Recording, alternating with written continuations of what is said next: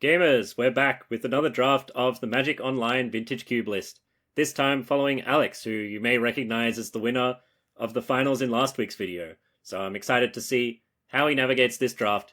First pick, nothing too interesting. He's got a Mox.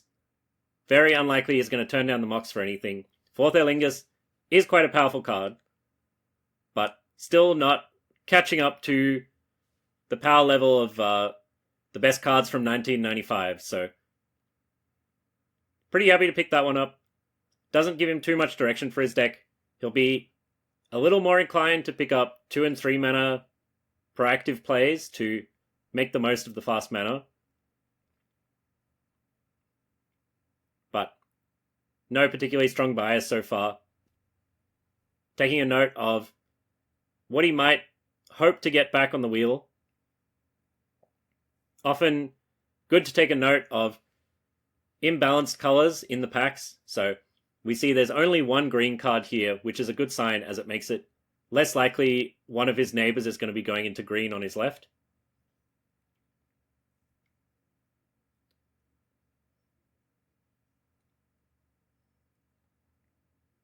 But I would also say not super likely he's going to be playing green. Green is quite weak in this iteration of the Vintage Cube. It's got quite a lot of air in it. It doesn't quite keep up with the combo stuff going on in other colors, so wouldn't be surprised to see him playing it as just an off-color Mox. And so far he's pulled out a fetch land. These are always quite high priorities, not something you're going to see later in the draft. Giving Tez a bit of a read. Nothing he really wants to snap up here. There's a good white removal spell, some filler red cards. And pretty likely he's going to go for the fetch land here just because there's nothing in this pack that he's really going to regret passing. I think Omnath, probably the most exciting and impactful card in the pack, but something that is very hard to make work. And in theory, if you're in the right deck to play Omnath, it'll make it around the table. So no need to pick that one up straight away.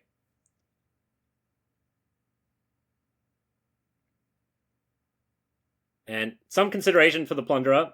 It is a good creature to accelerate out. Hasn't proven to be an exceptionally good 2-drop for the cube, so. And the fetch land keeps him open as it's playable in any deck. Oh, and a second fetch land.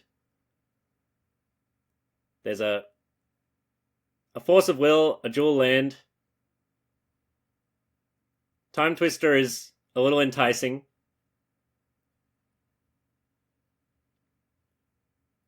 So for quite a while, the Time Twister effects were kind of a load-bearing aspect of combo in Vintage. This kind of extreme card draw was quite necessary to play a deck full of rituals and a Storm style of play, but in this iteration of Vintage Cube, the Storm deck is not really present. It's more of a specific 2 and 3 card combos type of thing, and there the quantity of Time Twister is less important than the ability to tutor or have some card selection. So looking at Coalition Relic and Flame Slash, Relic is pretty nice to accelerate out, points towards playing some 5 mana cards, which is more of a ramp strategy than usual, and there is a little bit of green and red coming around. Flame Slash, a very efficient removal spell. Force of Will, a nice emergency safety valve. In my opinion, not as crucial in Limited as it is in Constructed, as you're less likely to be coming up against decks that can combo kill you in the first 2 or 3 turns. And those decks are less reliable. But Force of Will still just generally a good tempo play if you're expecting your opponents to be playing 4 and 5 mana cards. And the Alpha Jewel works with his fetch land, so it broadens a lot of what his fetch land can do, but the balance of lands in the cube, there's a lot more lands with types than there are fetch lands. So usually you prioritize the fetch lands. You can generally pick up a triome later on that will power up your fetch lands.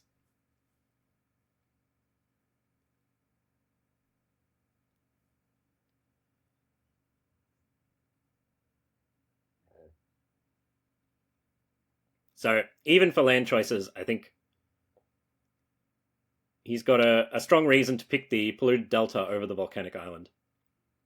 But really weighing this one up, none of his options are a strong commitment to any particular color or strategy, but also none of them are really standout, impactful cards. So taking the Coalition Relic here, a card that is playable in any color of deck, but points pretty heavily towards some kind of combo or ramp approach where he's going to fall behind early and try to catch up by having 5 mana on turn 4.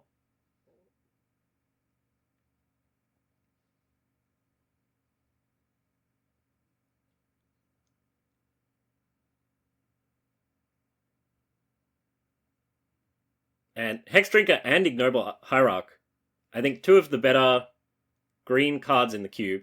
Memory Jar also quite similar to Time Twister. It's this kind of mass card draw that can let you chain together a lot of stuff, but unlike Time Twister, it's not really symmetrical and it doesn't put as much pressure on you to have a lot of cheap cards in your deck. So Memory Jar is something that pairs a bit better with Coalition Relic, as you want to have some 5 mana spells, and it plays alright with the other 4 and 5 mana spells in your deck, as opposed to Time Twister, which is quite aggressively about you want to avoid passing the turn after casting Time Twister. You want a lot of cheap spells, you want generally some kind of combo finish. Memory Jar, because it's not really symmetrical, you can just use it for value, get 3 or 4 extra cards off of it, and make do with that. But he's got the Hexdrinker here as well. This would be his first really impactful spell that does something by itself rather than helping you play your other cards. But he's going to continue keeping his options open with the Memory Jar. And here we see Grief, Emrakul, a bit of combo stuff, more filler with the Mind Stone, quite a few lands to pick from. Tendrils of Agony, I think the only remaining Storm card in the cube.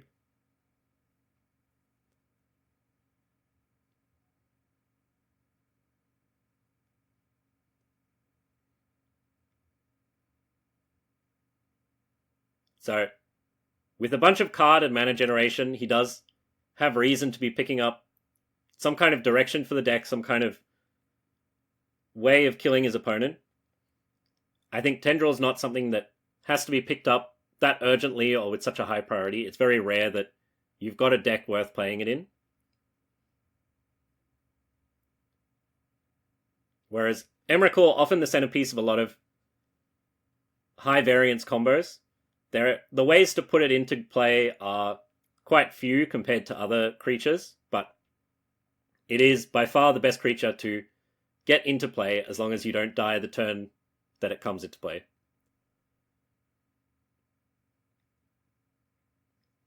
And looking at Mind Stone over the Talisman, the ability to cycle off Mind Stone is just more relevant than the mana fixing, and not necessarily the case that the Talisman would be improving his colors of mana regardless. And Green Sun Zenith in the mix, it's a alright green selection card. Suffers a little bit from, compared to Constructed, not being able to get Dryad Arbor, as that's one of the big key combos with it. In draft, you are giving up a bit of tempo for the selection, so it doesn't have a great base rate. And taking a Mind Stone, so really not committing to any specific type of impactful cards, might be pointing him towards a prowess type of deck. We see a Dragon's Rage Channeler in the pack. Quite a few blue, red, and black cards, which generally pair pretty well with these mana generation and card draw spells, because They let you develop in the early turns without committing to the board and exposing yourself to removal. And picking up one of the newer additions to the cube, the Planisphere. So that's another prowess type card. Plays alright with all of his Moxes and other non-creature spells. And here we see Chandra and a counterspell. Normalize, quite hard to cast. He's got a bunch of cards that produce colorless or are off color, and he's not necessarily playing white. But this mana leak effect is one of the key reasons to play blue. And picking up the Chandra, I think, great card to accelerate out. Does pretty well with the Coalition Relic. Doomsday is a spicy card. So, generally Doomsday, you want to set up a deck that has Thassa's Oracle, and then one of the... So you need to set up a 5-card pile that wins the game pretty quickly.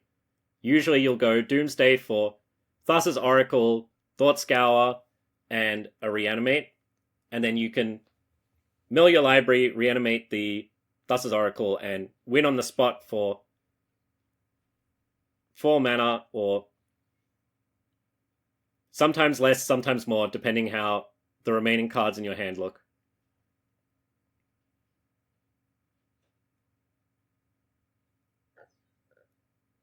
And also looking at the Seething Song in the arena, lots of combo stuff being passed around. Very broad kind of combo stuff. Doesn't seem too interested in the white removal spell of the Liliana.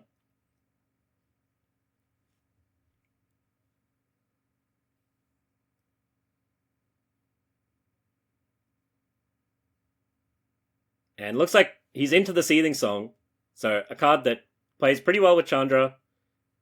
Got some extreme combos with it. Plays very well with Memory Jar.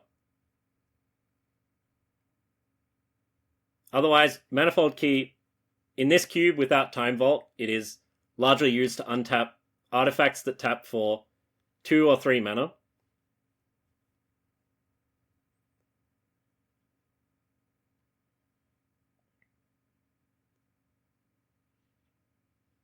Agonizing over it. It would be a much easier choice if he had some really strong direction in his early picks. If he'd picked up a particularly good prowess card or a red aggro card or some kind of combo finisher, he could really lock in on assembling the rest of the deck. But he's kept his options open, and now he's got to evaluate which of the options he's going to go for. So, taking the Manifold Key, going to keep an eye out for stuff that combos with it.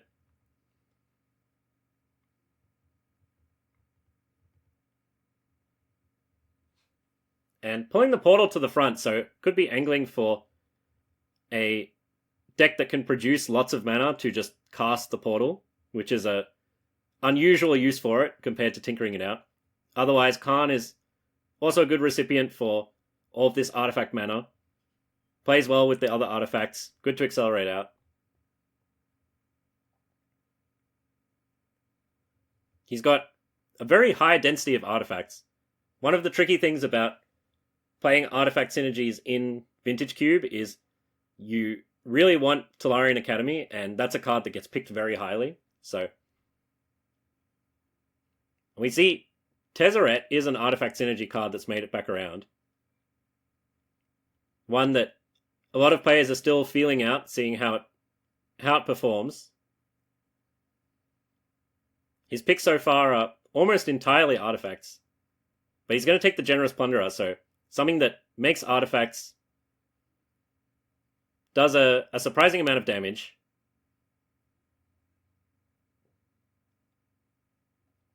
And contributes even more to his mana production. So with all of these ramp cards, he can dip into a higher density of the 4, 5, and 6 mana cards than most players would be able to.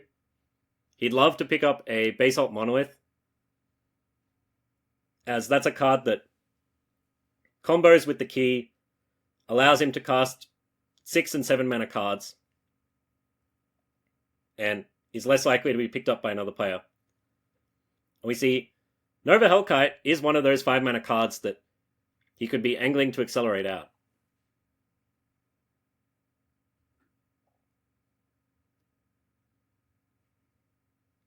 So he's picking it up here. Looks like he's got some good red cards. One blue card floating around. Otherwise, not committed to any colors yet.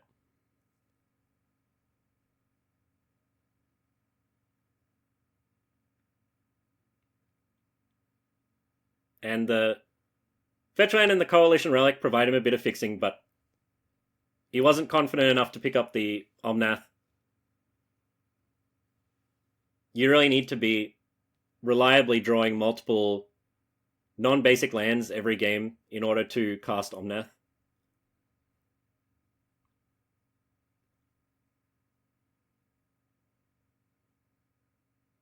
So these ramp type of strategies often a bit of a liability against counterspells and combo decks, as counterspells very good against expensive cards, and combo decks can finish you off before you have time to get the ramp spells online. And often the 4 and 5 mana cards are not killing your opponent ASAP. They're you're picking cards that are geared defensively, as you're expecting to be behind at that point in the game. So it can take quite a while for strategies like Alex's to actually finish off the game. But what they do well is they play defense exceptionally well against creature-based strategies. You can usually set up something that blocks very well, something that runs away with the game and kind of trivializes the cheap spells that your opponent's played. And the other thing ramp strategies tend to be quite good against is creature removal. They don't present anything worth removing early on. They often ramp into things that are resilient to removal in various ways. It's just the counter spells that they have difficulty with. And a cheeky Blightsteel Colossus. So, if he can get his hands on a Tinker, he will definitely play it. It's a tough card to find. But he's definitely angling for some artifact synergies. So, Tolarian Academy, quite a difficult one to pick up. But Urza's a bit easier to pick up. Carney's already got.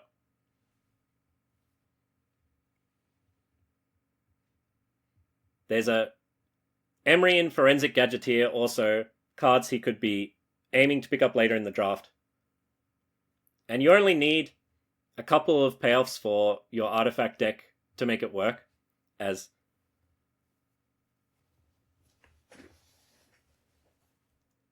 plenty of these are cards that he's pretty happy to play regardless.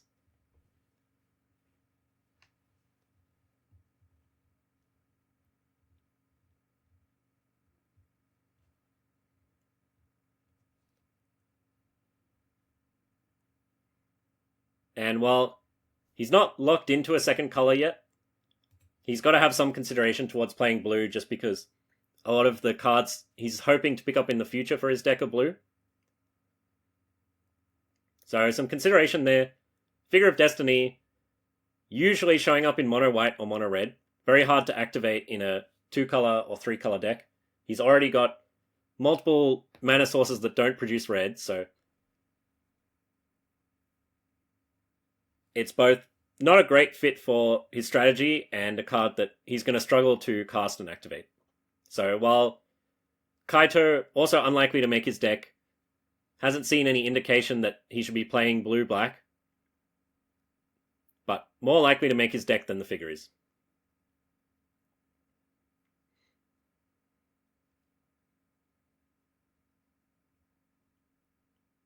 And we've got another fetch land, a draw spell.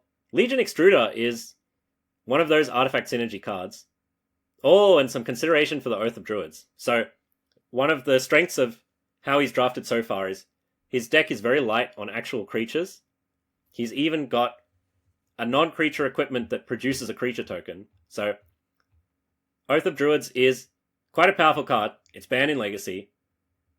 The difficulty with playing it in draft is you need to have no creatures in your deck except for the 4 or 5 very expensive cards that the Oath of Druid will put into play.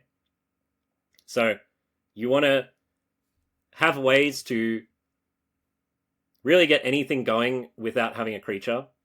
So Legion Extruder makes tokens, he's got other cards that make tokens, and while making tokens is not ideal when you have the Oath of Druid in play, the games where you don't draw it, you're very glad to have a source of creatures that you can put in your deck without messing up the Oath of Druids combo. But that's going quite deep. Pretty likely he can wheel the Oath of Druids, as it's a very hard card to play. Odds are no one else is going to pick it up. Misty Rainforest, by contrast, a card that almost anyone can play, makes almost anyone's deck better. And Legion Extruder, I think a card he'd be happy to play. And a card that's just flexible enough, I don't think you can count on it coming back around. And Fractured Identity is a very powerful card if you can cast it. He's a little bit away from casting it, but it could happen.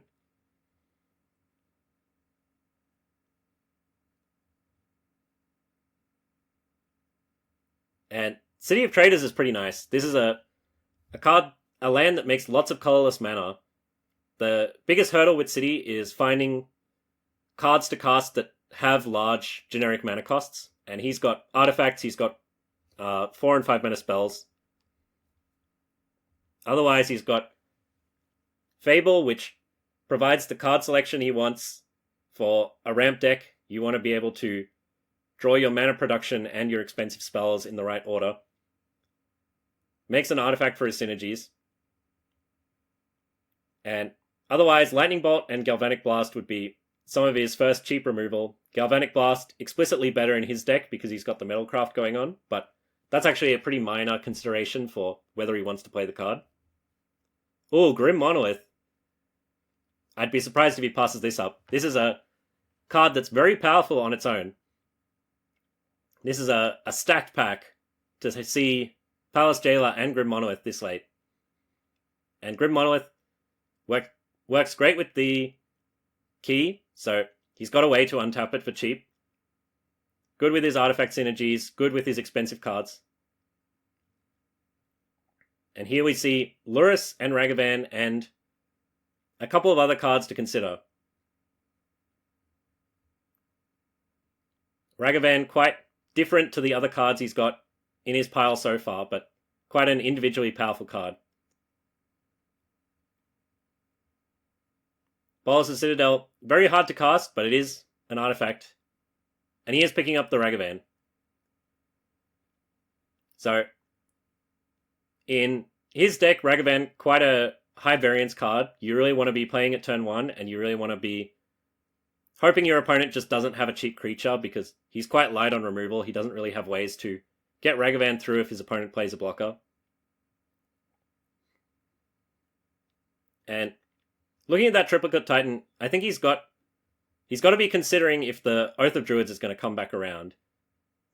And if he wants to play it, one of the provisos is cutting all the creatures from your deck except the expensive ones, but the other one is you do need to pick up 3 or 4 expensive creatures, or else the Oath will just deck you out. So he could pick up the Triplicate Titan to go towards Oath, or pick up Bone Crusher Giant, which does not work with Oath at all, but it's a much stronger card in the abstract. A Bone Crusher Giant can often single-handedly defeat an aggro deck. It gets a smooth 2-for-1, does it very quickly, quite efficiently. It's an appropriately crushing card to play against at times.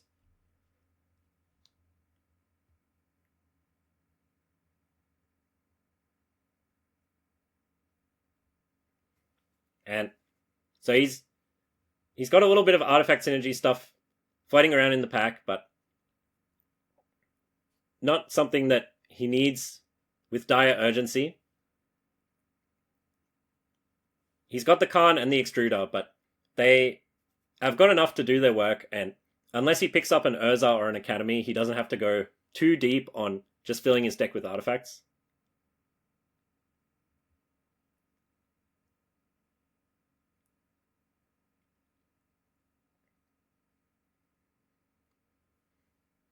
Oh, and fear of missing out, also a consideration.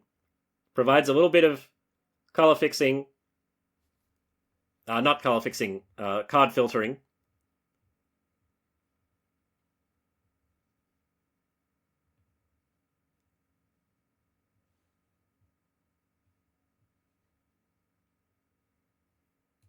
The artifacts makes it a little easier for him to get delirium, but so picking up the fear of missing out, just an early play that helps line everything up. If he's got combos and synergies, helps them set those up. And Gao, one of the new Final Fantasy cards. This is another 2-mana play that's really nice with the Mox. You really want to get the ball rolling on that quickly. And Otawara, a very powerful blue filler card. As I've said, he has only really committed to red so far, but there's a lot of blue cards in the cube he'll be interested in the future.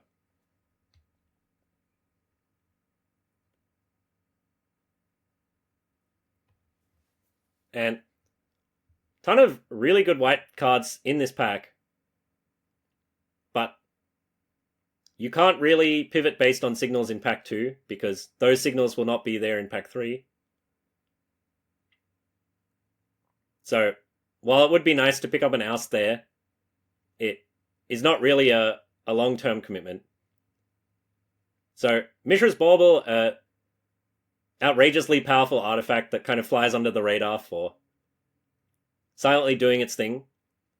Otherwise, Thopter Foundry has got a combo with Sword of the Meek, so that's a nice little combo for him to try and set up. If you have an Urza as well, it gains infinite life and gets you infinite Thopters. Otherwise, Knight's Whisper plays quite well in these ramp-style decks. If he is going into black, it would be a nice pickup.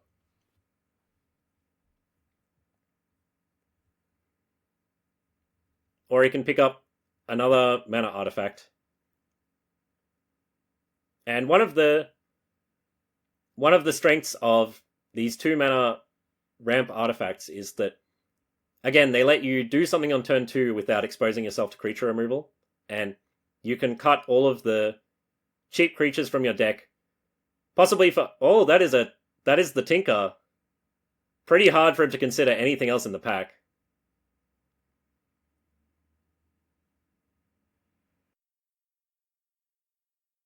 Picking up Tinker is fantastic.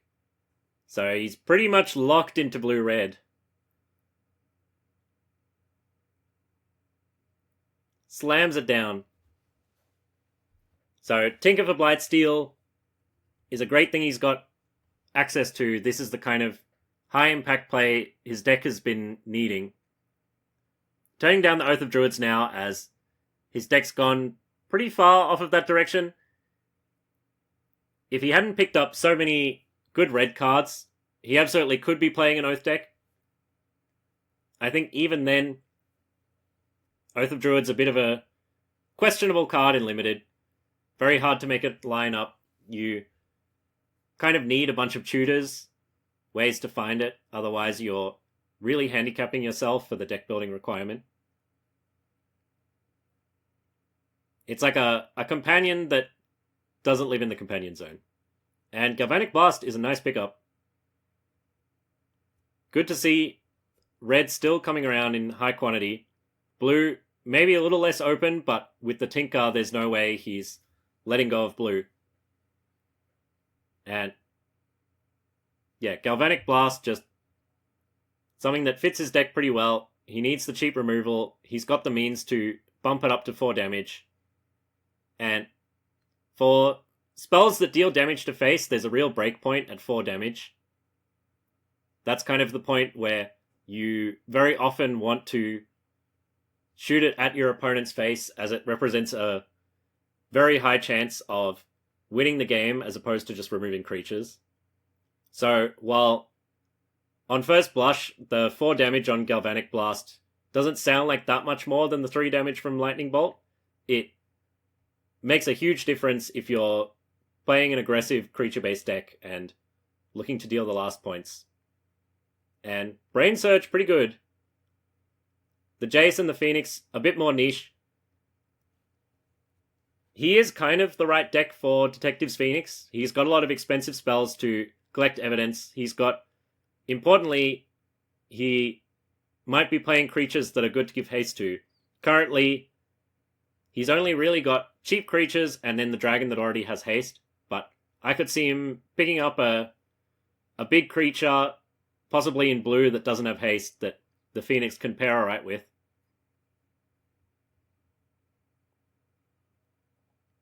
But overall, a less powerful card than Brain Surge. And he is going for the Phoenix. Goes well with a lot of the ramp targets. And it bolas the Citadel, so this is also a pretty good Tinker target. It'll be a little tough for him to cast. He's got a bit of fixing. He doesn't have any specifically black sources, so his Coalition Relic does make 2 black mana. If he's got the key, he can actually make triple black just off of a single Coalition Relic.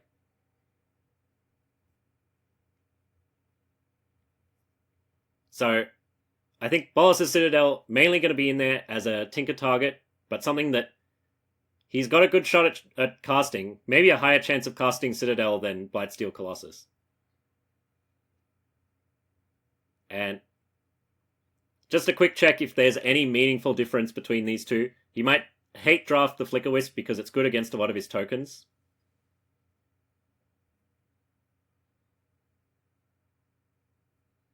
And just taking the Ephemerate as it's easier to cast. And Cabal Ritual, unlikely to make his deck, but it is kind of a funny way to get to the triple red for Bolas' Citadel.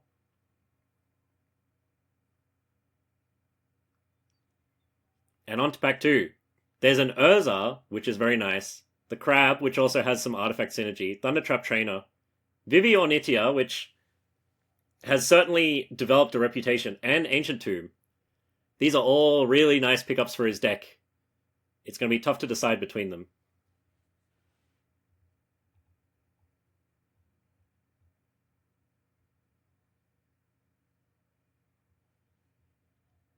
So, because Vivi says non-creature spells, it does work with his artifacts and enchantments. And it produces a ton of mana.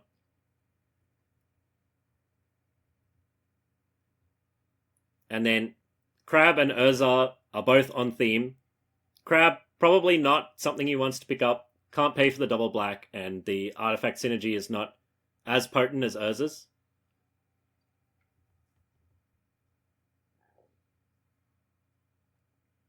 I think unlikely that Urza or Vivi are making it back. And for a first pick consideration, Ancient Tomb is way up there as it's a ton of really fast colorless mana, but the way his deck is locked in, he might want the Urza for being more impactful. Urza's ability to tap artifacts for mana, actually a little redundant in Vintage Cube. There's a lot of artifacts you want to be playing that already tap for mana, but the fact that it makes a big token and gives you a bit of a mana outlet.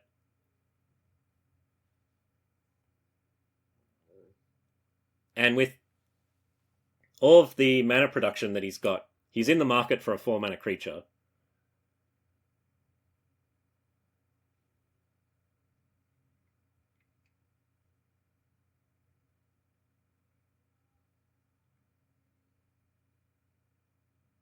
And Vivi, a card we haven't seen cast a lot in the group so far. I wonder if Alex is weighing towards picking it just to see how well it does in draft.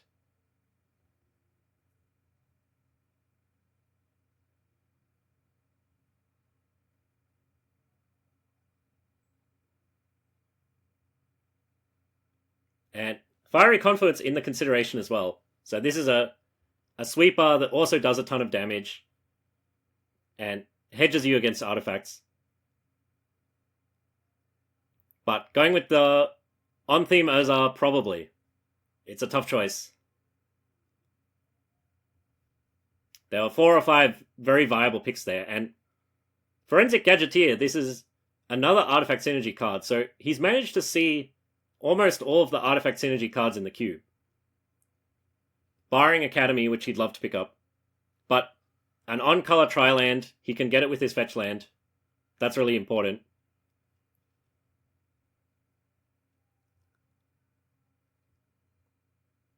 And here we have another Tinker target.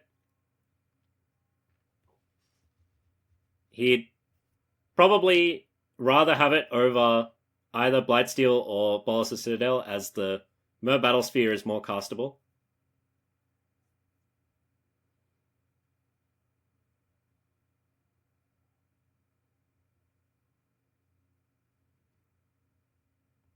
But generally you can do perfectly fine with 2 Tinker targets. Blightsteel especially, because if you have a way to discard it, you can shuffle it back into your library.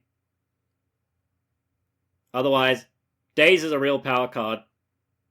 There's another Triome. Lightning Greaves is an alright artifact, but he hasn't really been picking up big creatures, which is what you want to be putting it on. It is pretty funny for accelerating the kill with Blightsteel Colossus, but it's a little redundant.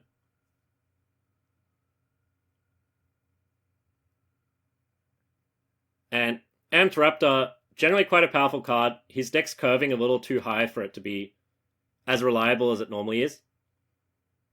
Generally, you want a 50% hit rate on finding a 2-mana spell to cast. Oh, and so Hull Breach is really strong. Emery is another Artifacts Matter card. He's seen all of them except Academy at this point, I think. So, Hull Breacher, generally you want to pair it with ways to force your opponent to draw cards. So with Memory Jar, that's very good. The ideal pairing is Time Twister, which is passed him by, but there could still be a Wheel of Fortune floating around.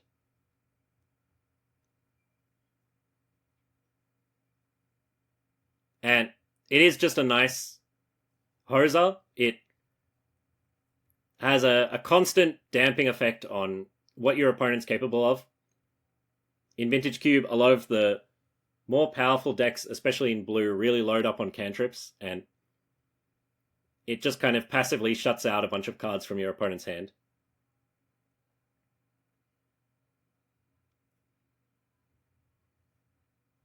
And also, it's a creature that demands a removal spell, and depending how game 1 goes, he might go for a quick Tinker and lots of ramp spells, and then his opponents will sideboard out their creature removal, which makes Hull Breacher stronger. But there's also considerations for the lands. So an on-color dual land is very hard to pick up. Caracas is a very powerful land. And here we've got more good spells. Counterspell, Chain Lightning, and Expressive Iteration. The Iteration, not at its best in his deck. His curve is trending pretty high. He has a lot of mana sources that don't make blue or red, which makes the mana cost a little tricky. And we might see him going for, hard to say, Chain Lightning and Counterspell both pretty good interaction. Kitsa and Crucible unlikely to make his deck, just not at the right power level. And Ghost Vacuum is an alright sideboard card. I don't think something that he really needs to pick up with much priority. There are certainly situations where Counterspell is going to be powerful for him, but it looks like he's going to be angling to tap out fairly often. And if he's spending turns 2 or 3 casting mana artifacts, he's going to be too far behind to utilize the Counterspell. He'd rather be casting some big creatures, some big threats,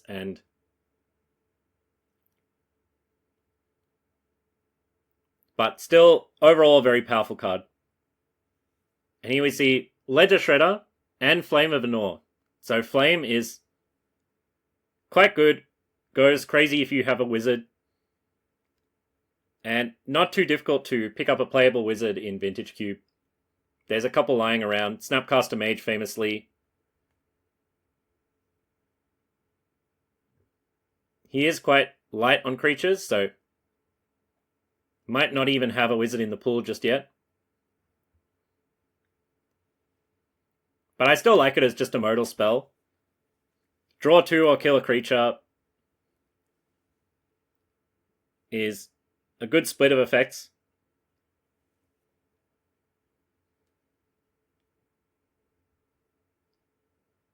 And if you can avoid playing a lot of cheap creatures, then it gives him really good insulation against opposing lightning bolts and cheap removal spells.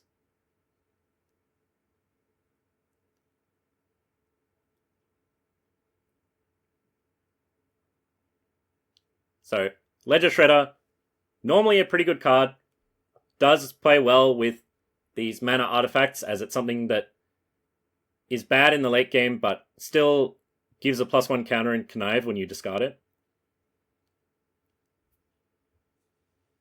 But picking up the red 4-drop, Scarlet also been showing some really impressive results in this cube. And here, not much very exciting. The Epicure, Duelist, and Karizev, all kind of anemic cards. And just taking the Epicure here makes an artifact. Can do a bit of card filtering, but unlikely it's going to make it into his deck. Basalt Monolith is pretty tempting here. This is the kind of deck you want to be playing it in. And he is going to pick it up. So there's a couple odd combos with Basalt Monolith. If you can discount the activation cost of your artifacts, then it makes infinite mana. And that's Vivi. Vivi is a new card, one of the most powerful blue-red gold cards. Been a menace in Constructed. A little harder to build around it in Draft, but I believe it does trigger off of his artifacts, so he's got enough triggers to make it work. He can make use of the extra mana. And there's Forensic Gadgeteer is one of the combos with Basalt Monolith, so he's got the ability to make infinite colorless mana when those two are in play.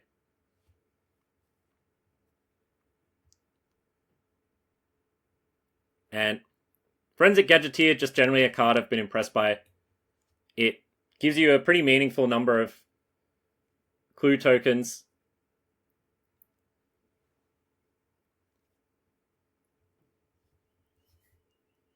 And often in these artifact decks, you are looking for a critical mass, so a card draw spell can go quite a long way.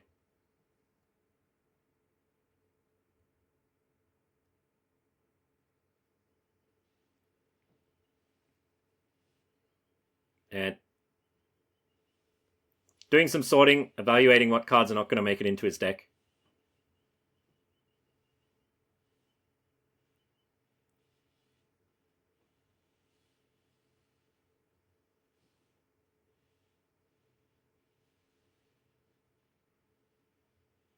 So he's got a lot of his cheap plays are not creatures, which is good.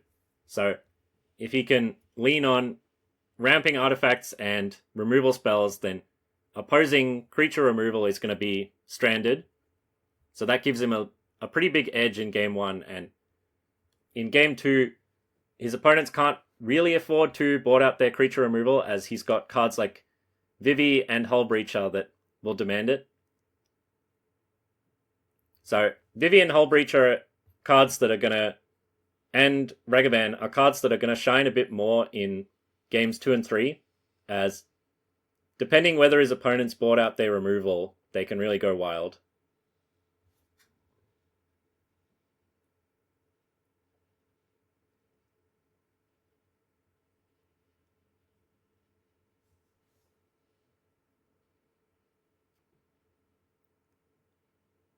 And Manifold Key does well with having Basalt Monolith and Grim Monolith. That's the best cards to combine with it. So, besides Time Vault, so no surprise that's making it into the deck.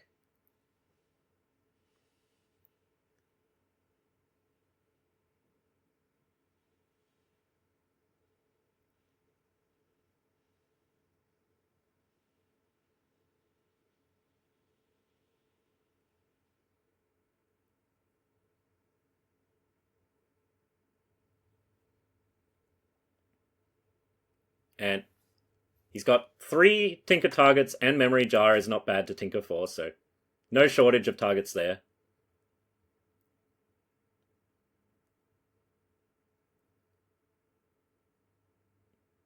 Good bit of card draw, good bit of late game stuff. He doesn't have much in the way of disruptive elements for combo decks, so no discard yet, no counterspell making it into the main deck. That is just kind of a weakness of these ramp type value strategies. The Hull Breacher is a real menace. That's a bit of a prison piece that can mess up a lot of the cards commonly played in combo decks, but otherwise, you just kind of have to accept that some strategies have blind spots. So, hoping he doesn't go up against Reanimator or something similar.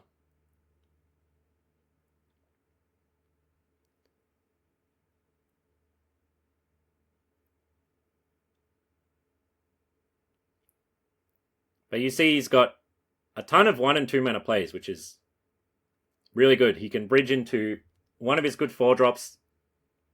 He's got some stuff that plays well from behind.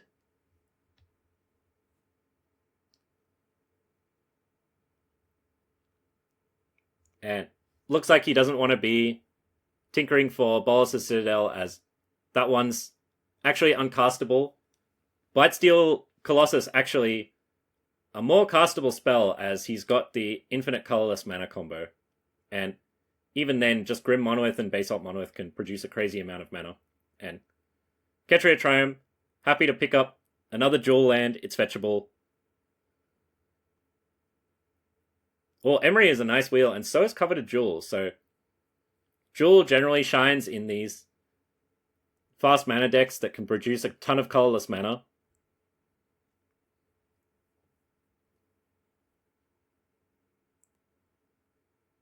And Emery is more about a density of cheap artifacts that have effects other than producing mana, so you often want to pair Emery with things like Mishra's Bauble or an Ether Spellbomb, because they both go to the graveyard easily and buy you more time if you recycle them, which means more activations of Emery. So, while Emery says the word artifact on it 3 or 4 times, it might not be the right fit for his deck, and it looks like he agrees. An expressive iteration on the wheel. That's not bad at all. And a last pick Duelist of the Mind. Hopping into match 1. So, we've got Alex on the left, Leo on the right.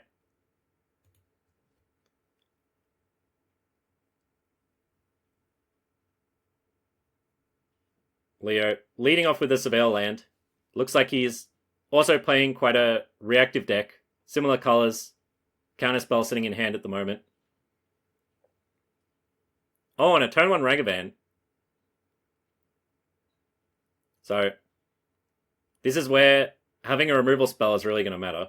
He's got a balance he can fire off if he wants to get ahead on that, but I don't think he's got the white mana lined up.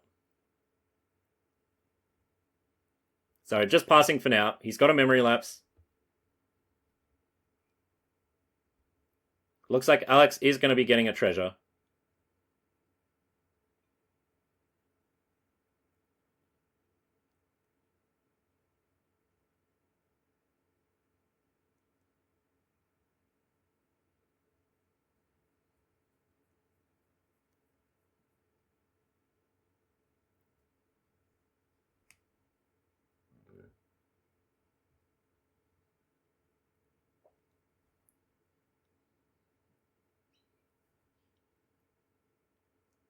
And leading off with the Plunderer, I think Leo's happy to snap off Memory Lapse on almost anything. So there's some sequencing here. Leo can look at the top card of Alex's library, Alex shuffles, and then Generous Plunderer gets put on top. So Alex has drawn enough lands that he'd rather have Plunderer than a random card from his deck.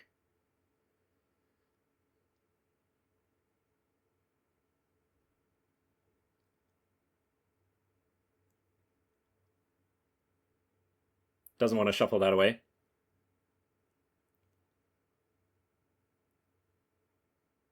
And Leo just looking to not get further behind on board. He's drawn the plains, so he has an opportunity to fire off the balance here.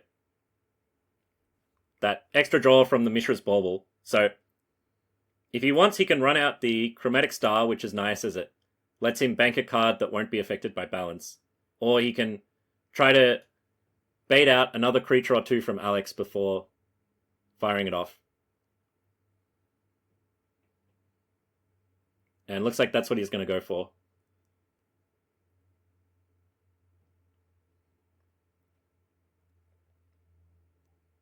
So another miss off Ragavan. Can't play lands. But the treasure tokens are usually the more relevant aspect of the card.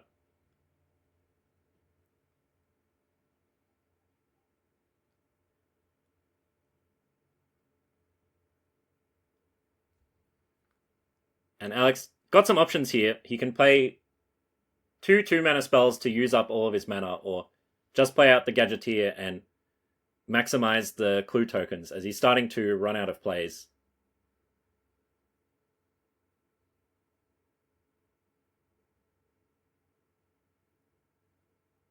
But he's going to start with the Plunderer. So Plunderer, one of the slowest creatures in his hand. He needs to have that around for a turn before it gets going. So leading with a mana producing card makes a lot of sense here.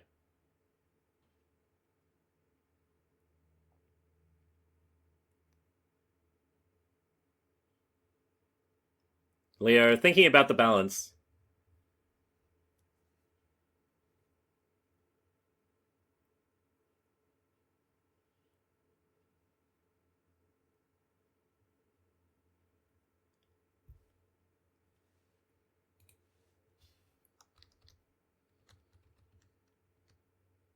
And the time's come to snap it off.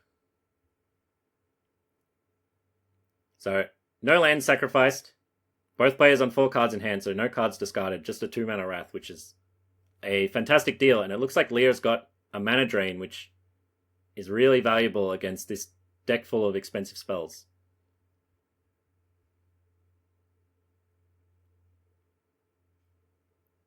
And yeah, happy to use it on the Gadgeteer. Gadgeteer doesn't care about resolving spells, would represent a lot of utility as the game goes on. And Alex, considering he can play out his equipment creature here, which he's going to go for, the main risk here is if he doesn't draw an untapped land, he can't cast Lorien Revealed next turn. But he's got a lot of draws that he'd still be happy with. So if he draws a non-creature artifact, that'll trigger the equipment. If he draws an untapped land, he can just fire off the Lorien Revealed.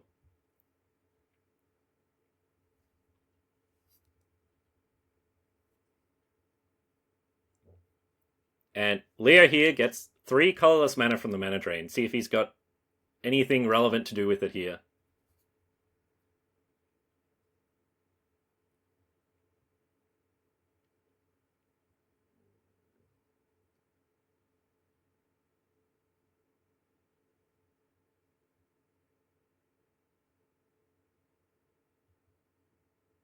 So cycling off the Chromatic Star, that is net 0 mana. Oh, and it's Ugin. This is a very relevant thing to do with 7 mana. So he gets to exile a permanent, deals with the problematic equipment, going to be able to start drawing cards, gaining life, and if he's got any more colorless spells to cast, then he's going to be able to exile some permanents.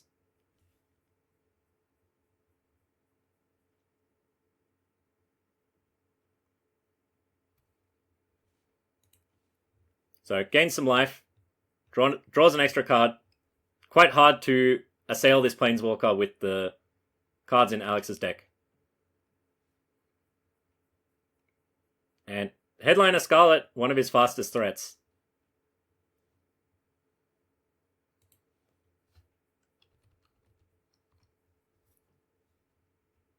But the loyalty on Ugin is so huge.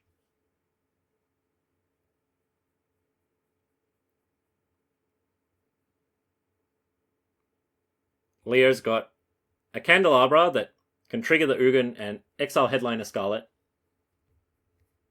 He's also got a counterspell, a 2-drop, and a 4-drop. A few different directions he can take here.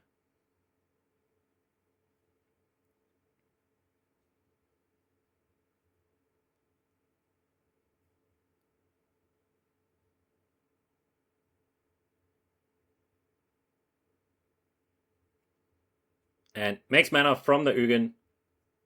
Makes an Urza. So he's got 2 sturdy blockers here. Triggers the Ugin to deal with the Scarlet, and thanks to Urza, he's got 2 extra mana, so he's still got this counterspell at the ready. Leo set up a very nice position here.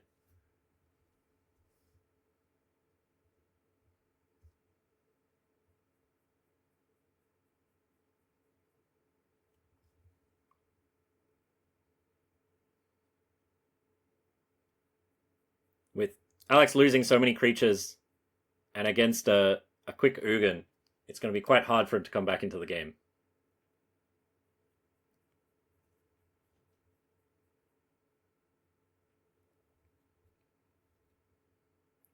And he's going to pick it up. Fallen too far behind, and without even the Coalition Relic, he hasn't got much left to deploy. So, Leo takes game 1 off a nicely timed mana drain.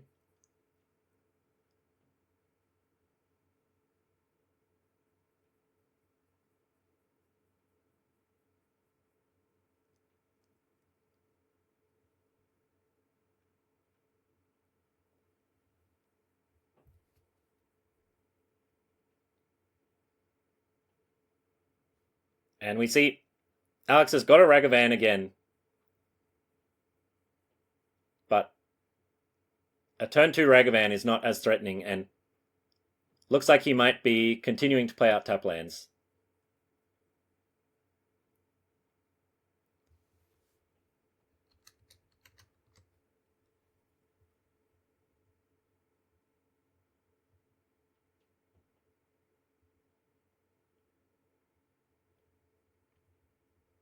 And Leo, happy to pass with counter magic up.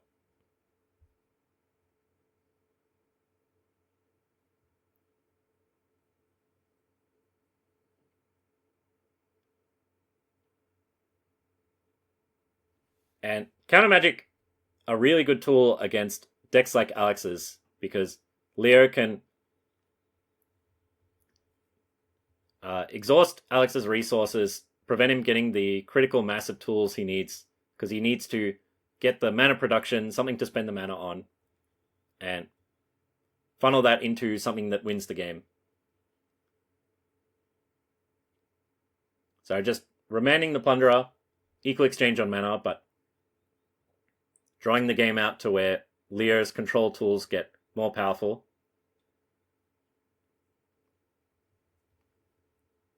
And Staff of the Storyteller is a really nice foil for Ragavan. Normally, blocker's not so good against Ragavan, but here the 1/1 is not really worth using a removal spell on.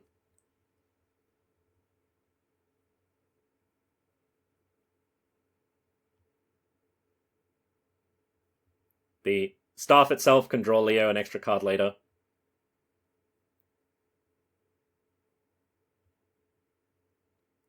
Oh, and with the treasure token, he can cast the Urza.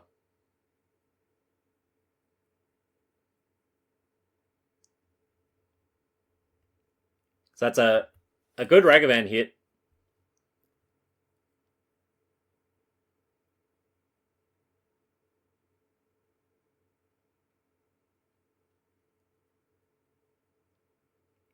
Especially as having a way to spend mana without casting spells is quite good against these counterspell decks.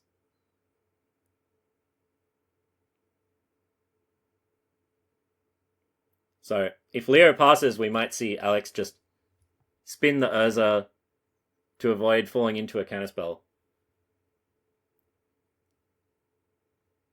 But Leo's really going to need a balance or something else to catch up because of all these creatures in play.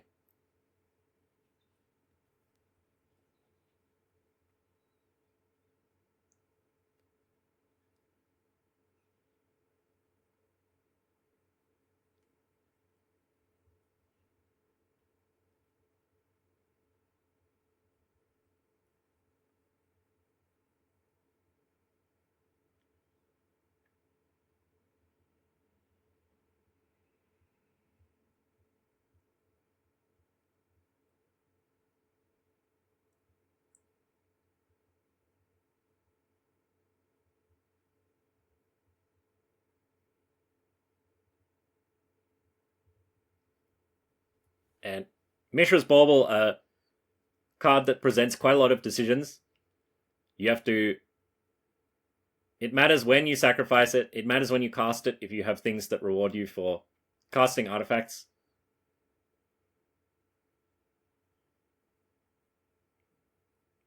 If Leo's going to check his own library, he'll want to draw a card first, as he already knows what the top card is.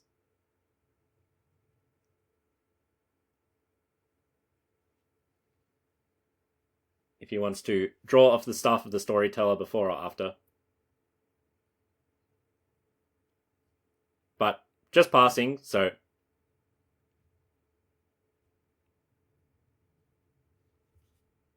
At the very least, representing a counterspell, if Alex wants to play around that. And with the Urza here, if he's got an untapped land, he can do that. Or just a clean hit from the Ragavan.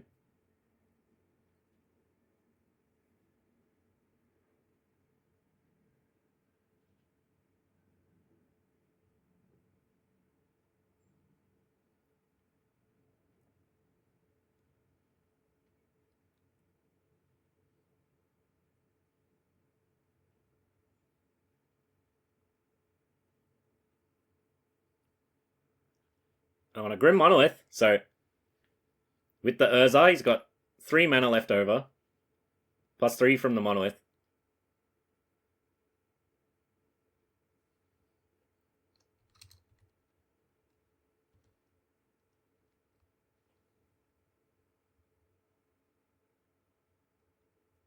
Leo takes 5, goes to 11.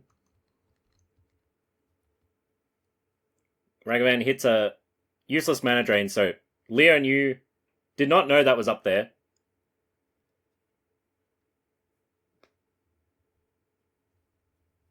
And the treasure token, pretty nice with Urza. You want these kind of garbage artifacts that you can tap for mana to get things going.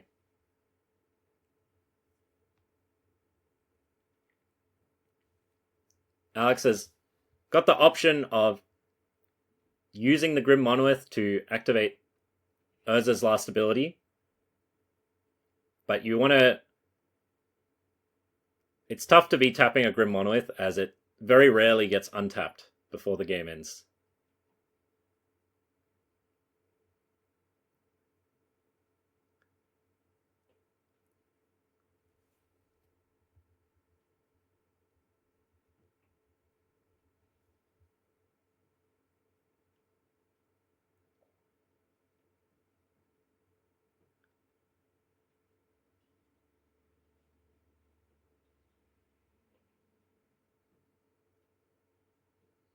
So we've got an Urza activation here. Plays well around a counterspell, as you're likely not risking an important spell, and if you're hitting a land, then you're not too fussed about that.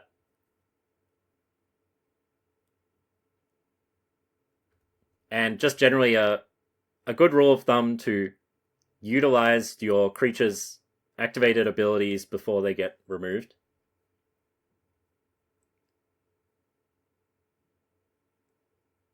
If something happens to the Urza, Alex will be glad that he's got a couple spells left in hand to deploy.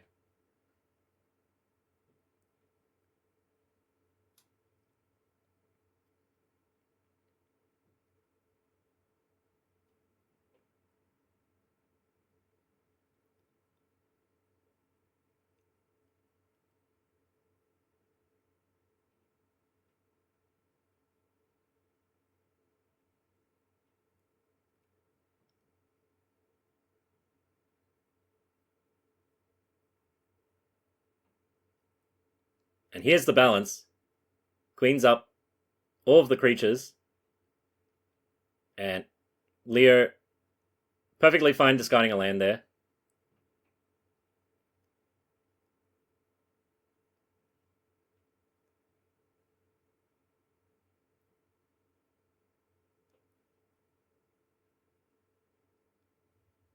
So, didn't want to cycle off the Mishra's Bauble until now, so that he would have fewer cards in hand for the sake of balance. And if he can hold off Alex from making a big play here, he's going to be in a really nice position.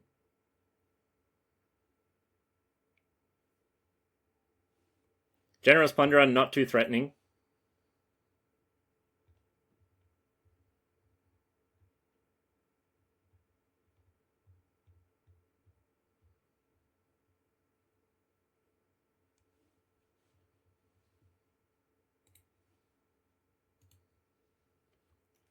The Plunderer does represent quite a bit of damage if it manages to attack, but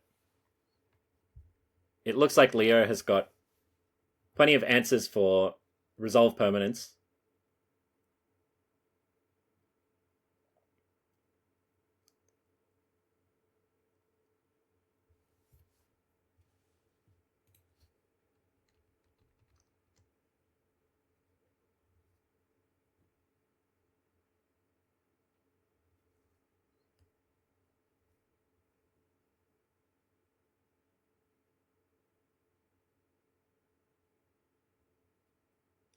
Oh, and a Fiery Confluence. This is not bad. He can either snipe 2 of Leo's artifacts and deal 2 damage to him, but there's a chance he's just going to go for 6 damage to Leo.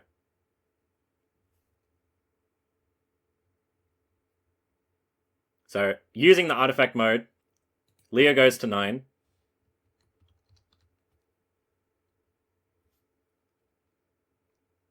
And just passes the turn.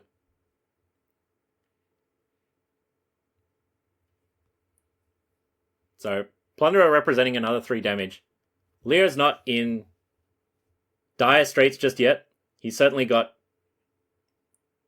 ways to deal with the Plunderer, and it doesn't look like Alex has got much to follow it up with.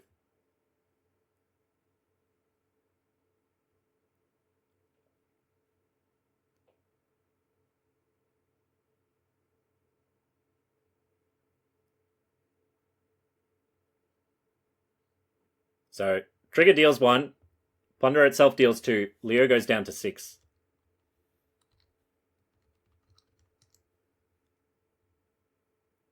Tinker, however, that is going to be something.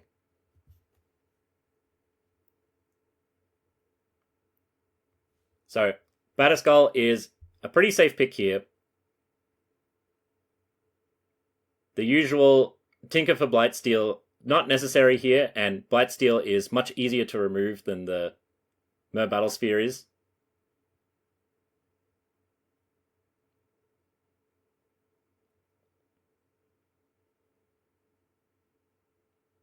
And didn't go for the Coveted Jewel as it's likely going to be more relevant to just finish the game off.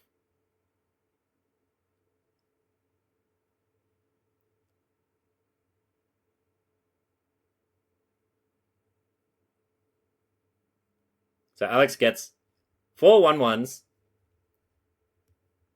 Blockers aren't going to be much help as Mer Battlesphere can deal a lot of damage just from the attack trigger.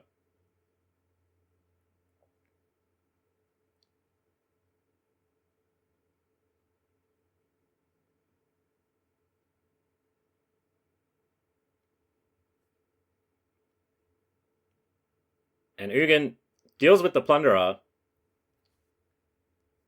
Leo's going to go looking for a card off the top of his deck.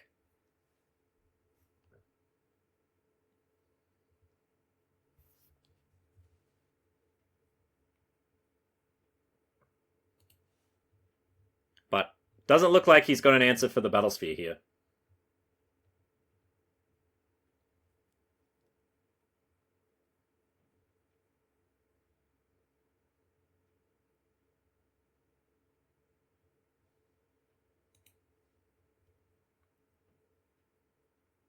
So Alex takes it with the Tinker. We're up to 1 apiece.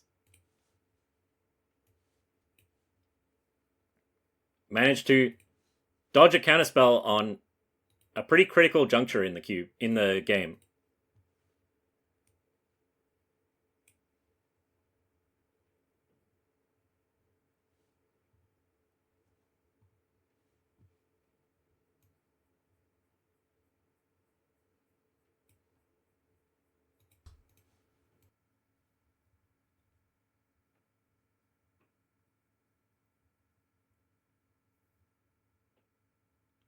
And on to game 3. This is a nice permanent to start with.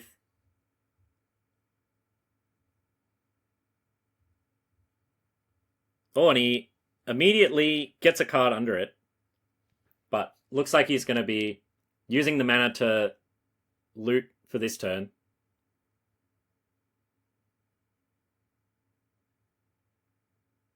And Alex deciding if he needs to cycle his Lorien Revealed. He's got 2 more lands in hand. But usually safer to just cycle it off now.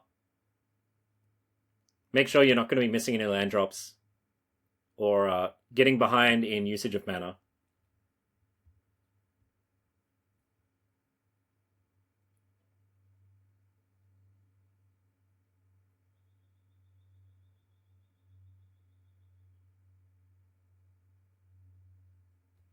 So he's got several different 2-drops to play. And he's drawn a Hull Breacher, which he might be able to get Leo with. So if he can leave up 3 mana and respond to the currency converter activation, Leo will be down a card and Alex will be up a treasure.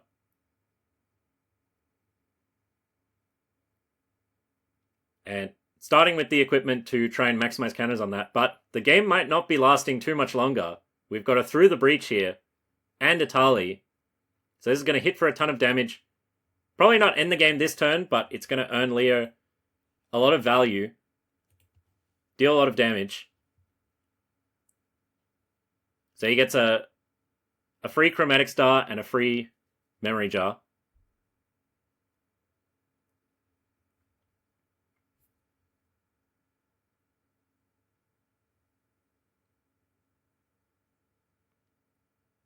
Not a bad turn 5. That Memory Jar is going to completely refill his hand on the next turn.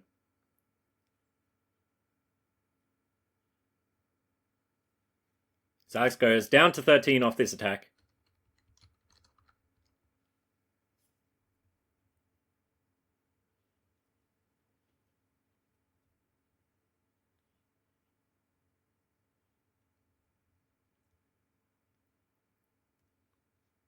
And we'll see how greedy he wants to be. If he leaves up 3 mana, he can try and snipe the Memory Jar activation with the Hull Breacher, which would be completely turn the game upside down.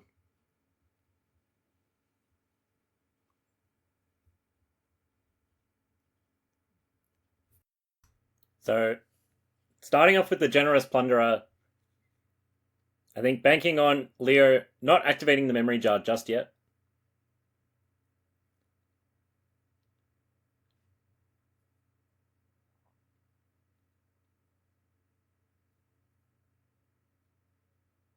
And if Leo waits a turn, he might be massively punished by this Hull Breacher. Hull Breacher also matching up very well against Chromatic Star and Mishra's Bauble. But it looks like he's going to go for it now. So each player draws 7 cards, and at the end of their turn, they discard the cards that they drew, if any of them remain in their hand. Oh, sorry, that was a misread of Alex's hand. He didn't have Hull Breacher, but oh no, he's drawn Hull Breacher off of the Memory Jar. So that's going to be going to his graveyard. He's going to lose access to that.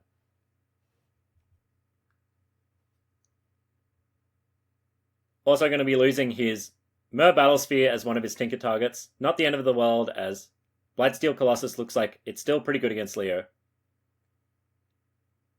On Leo's end, he's drawn 2 expensive spells and a counterspell, so slightly awkward hits off the Memory Jar.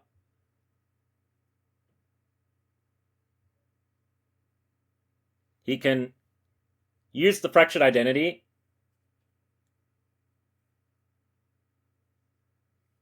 and that might be the extent of what he can get off of the Memory Jar. So not a killer jar activation here. And thinking about, so using the Chromatic Star here to fish for maybe a better use of his mana this turn.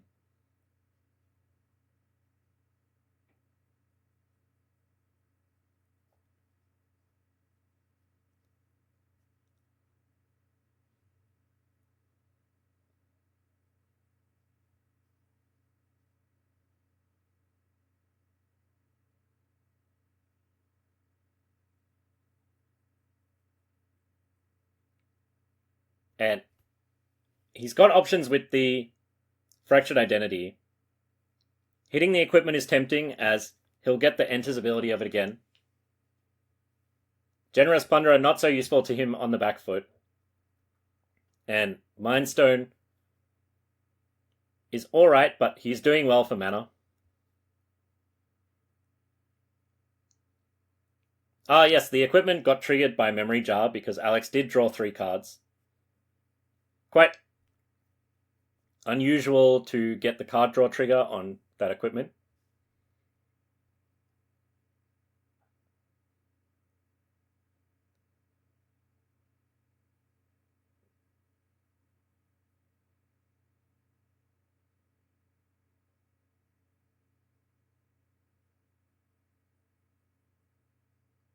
And Leo, without an untapped land in hand, so he actually can't deploy the Fractured Identity, which is... Oh, sorry, he can, yes.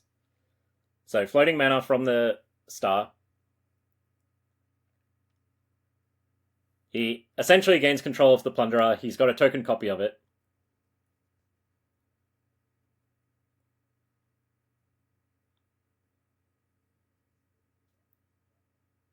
And Memory Jar does discard the cards he has left in his hand, so he's going to have a ton of food underneath the currency converter. He'll be able to make plenty of 2/2s off of that, which is a pretty good deal for the game. Hasn't gotten clogged up. Both players are pretty light on resources, so those 2/2s likely to convert into something meaningful.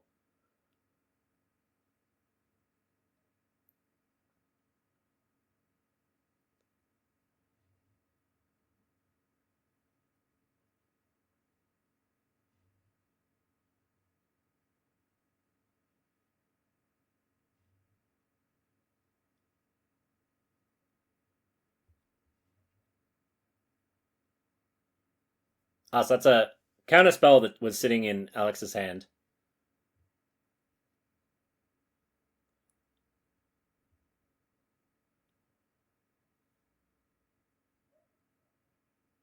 Sends in with the 3/3. Leo doesn't want to go for the double block, goes down to 17.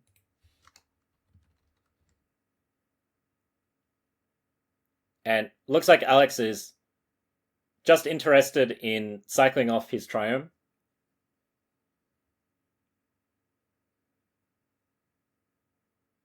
So Leo makes a 2/2, sacks the bauble at the end of Alex's turn to ensure he gets the card draw on his. So 1 draw off the bauble, 1 draw for turn. Oh, and trigger of the Generous Plunderer.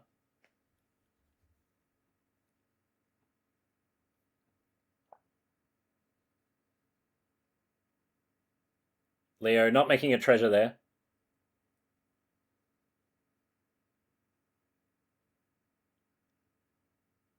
So he sends in with 2/2/2s. He gets 2 damage off the bat from the Generous Plunderer trigger.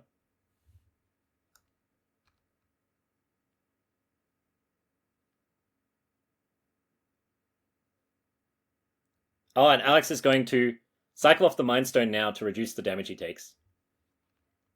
So he takes 5 total and goes down to 8.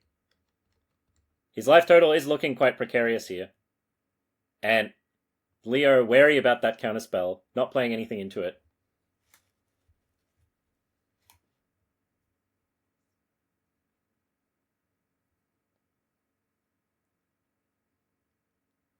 And Alex has got a few cards to deploy here now.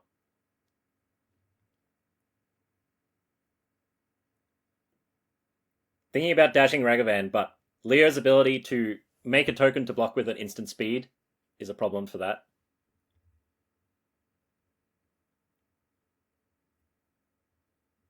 And he'd like to use the Gadgeteer here and tap out and use up his mana, but he's also got reason to keep up a counterspell. Leo's got a ton of mana. He's seen some impactful spells out of him.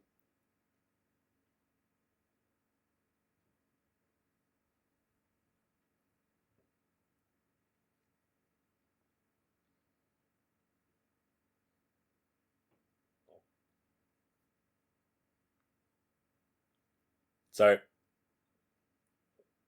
leading off with the Gadgeteer, he gets an Investigate trigger. He's getting good value, going a little bit shields down.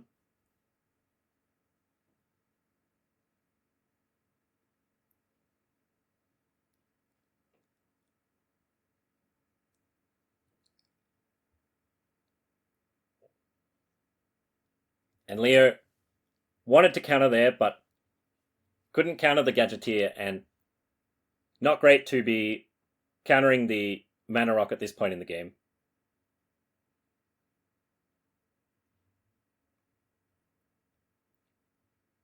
So if he can get this 2-3 off the board, well, actually it looks like it's shaping up to be a bit of a board stall.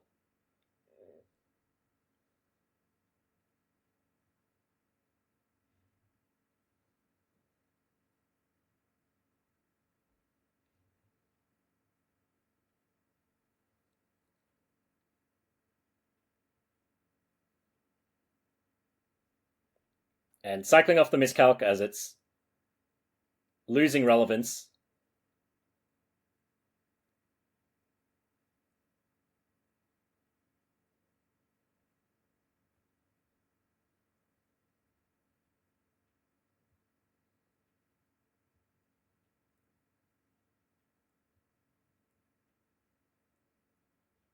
And with Alex on 8 life, yeah, Leo is going to give him a treasure token.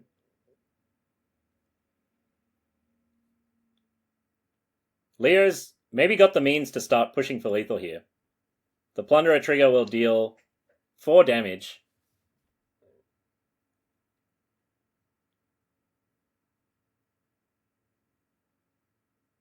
Oh, this is a nice combo with the currency converter. So if Leo can get a removal spell or a little bit more power on the board, he can go for lethal relatively easily.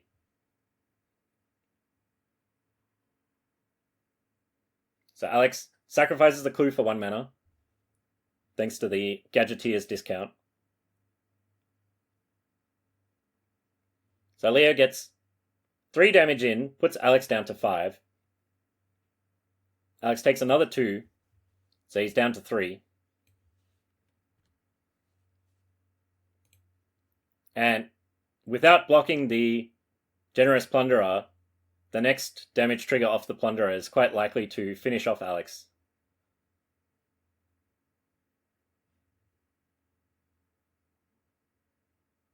So Key gets him another clue.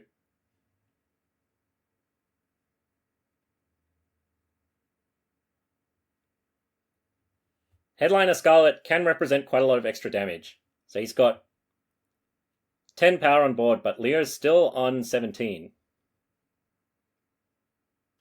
If Alex can't get this Plunderer off the table, he's going to be dead next turn, and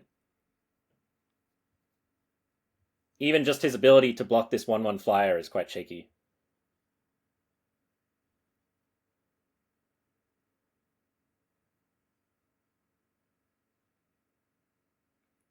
So, gonna go digging some more with the Gadgeteer.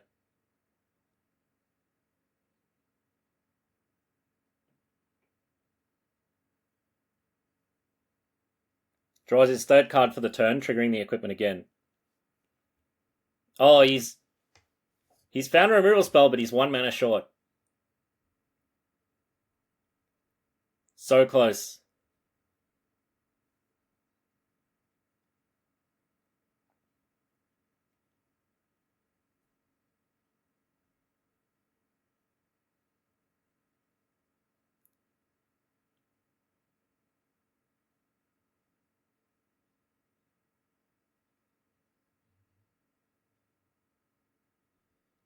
Puzzling out what his final options are, but doesn't look like he's got the means to do it.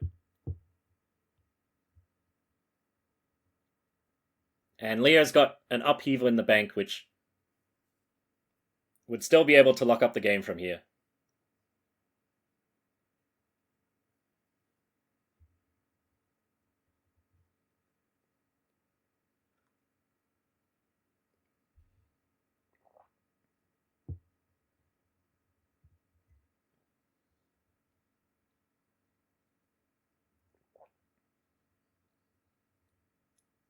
Oh, so Manifold Key is discounted by the Gadgeteer.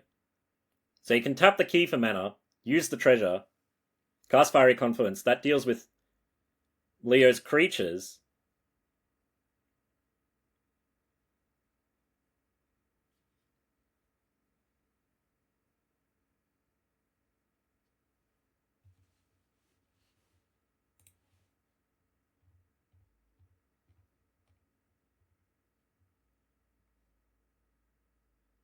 Ah, sorry, the Gadgeteer does not discount the key ability.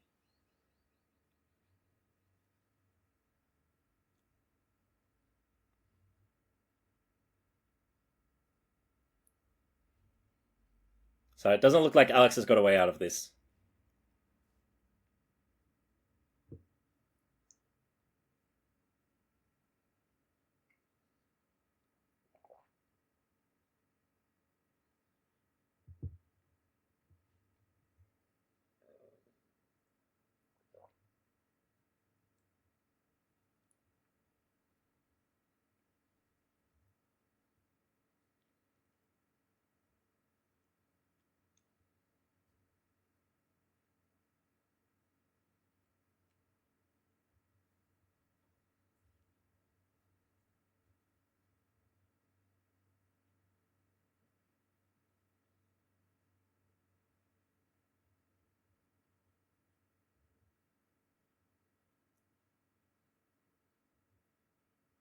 And there we have it. Leo takes match 1 off of a surprising amount of damage from the Stolen Plunderer, but that early through the breach Atraxa also did a ton of work.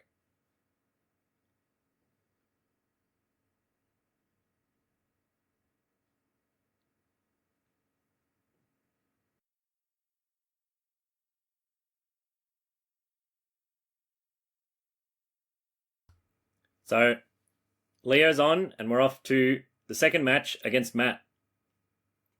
Matt's on the play with one of the best cards to play turn 1, a Fast Bond, but doesn't look like he's got much to follow it up with, just passes the turn for now.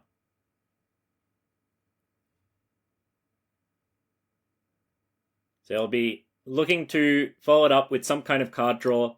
Cards like Courser of Crufix do well with Fast Bond.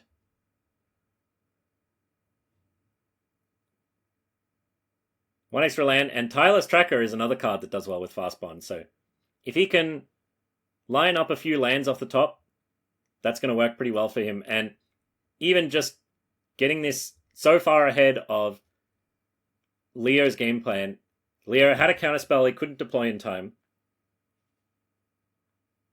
Might not be able to do much about the Tireless Tracker in time.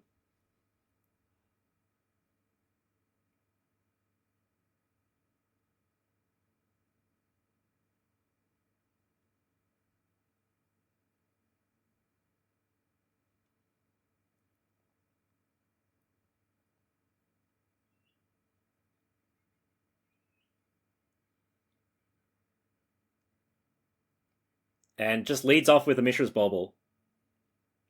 So a lot of this comes down to if Matt can top deck a land, as that'll allow him to really go crazy.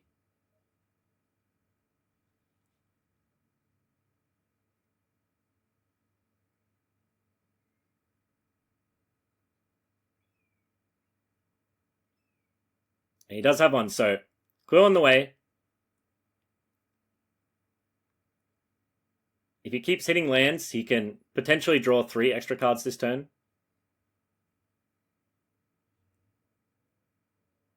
Oh, but he's going all in, so sacrifices the Tireless Tracker, and this counterspell is devastating. Tracker is sacrificed as a cost, Natural Order is sacrificed. Matt has lost all momentum, and he's going to have to rip something nice with this clue, and his natural draws just off the top. That was the perfect miscalc from Leo. Pretty hard to get a better use from it than that.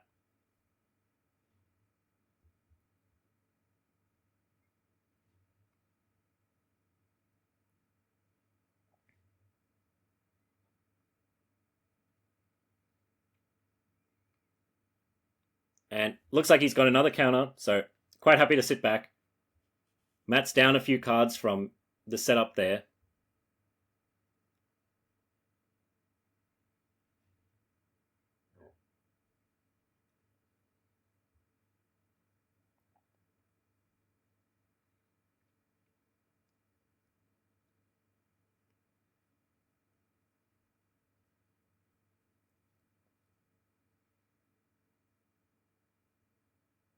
So starting with this Veil, really wants to find a way to draw a couple extra lands. He's got a reasonable amount of mana in play, but usually with these fast bond combos, you can do something really absurd.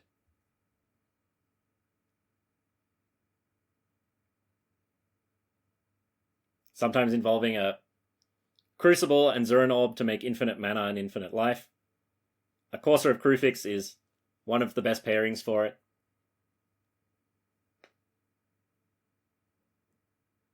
And not looking to just draw land, needs some kind of card advantage.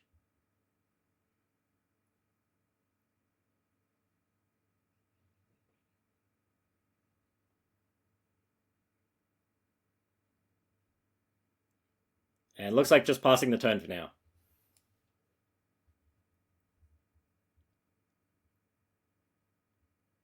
So Matt's really looking to top deck something good to get his engine rolling again. And Leo's quite happy to just sit back, make his land drops, and keep Matt from utilizing this fast bond.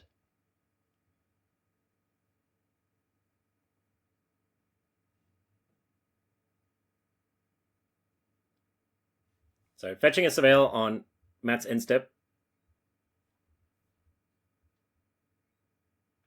Likes what he sees.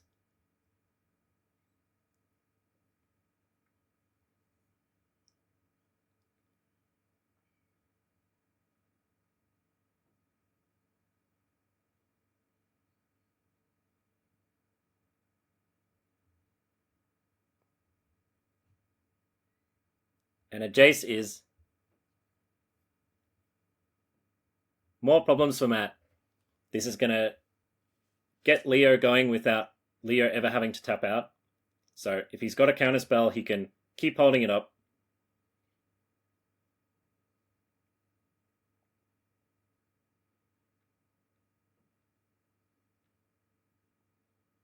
He's got a Green Sun Zenith for 4. And good target for the Memory Lapse.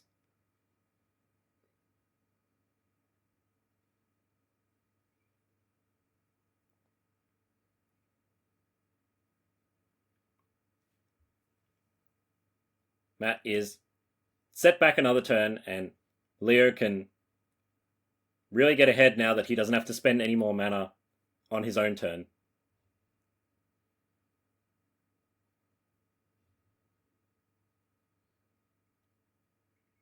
And transforms the Jace here. Doesn't have anything proactive to flashback, so he'll just be plussing it and threatening the ultimate.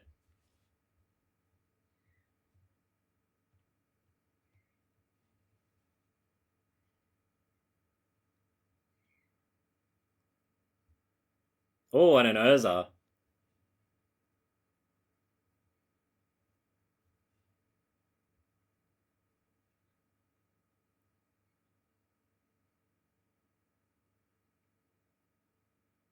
So Urza does alright against green. It'll represent more late game inevitability for Leo. Makes a mana from the Urza, uses the mana to play another artifact, so he's still got 2 blue mana up.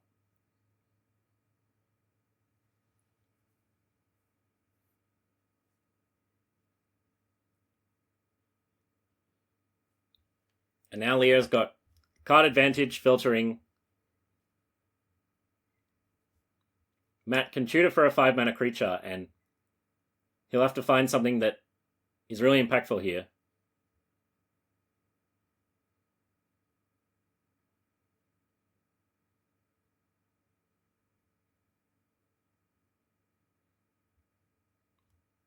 not much in the way of removal from green. Looks like he's checking a questing beast, which Leo currently cannot kill by blocking. He might be alright just having it in play for a turn.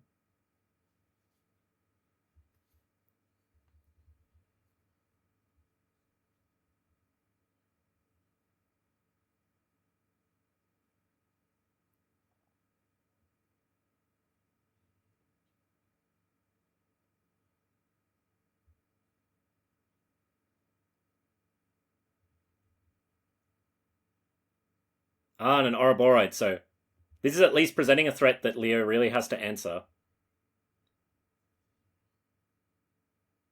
It only takes a couple of turns for Ouroboride to become a big problem.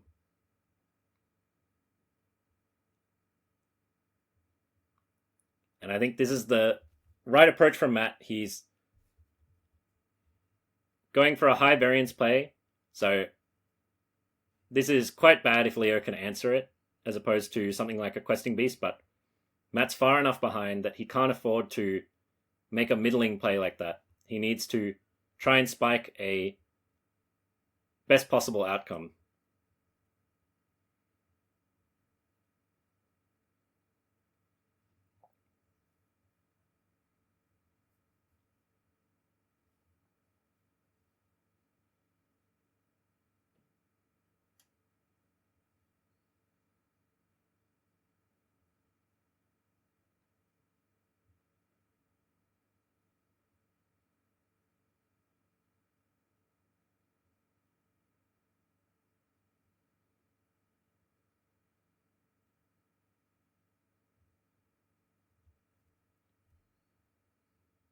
And Leo's got 5 left to spin the Urza if he'd like. He could play a land first to ensure the construct is untapped so he can chump blocker with it, or if he plays the land after, then he can play a land that's flipped off of Urza. And actually, so Jace is actually a fantastic answer to Ouroboride here. So if Leo reduces the Ouroboride to 0 power, its ability no longer works. So as long as Jace is activating on the Ouroboride and Matt doesn't have a way to pump it up, Leo has actually neutralized it.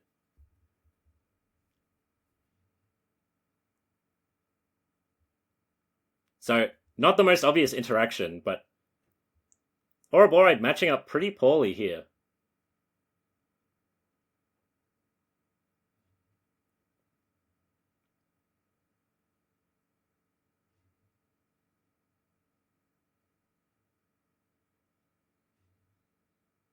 Oh, but he does have a way to pump it up. And all it takes is 1 power for the Ouroboride to get going. And he's drawn the questing beast.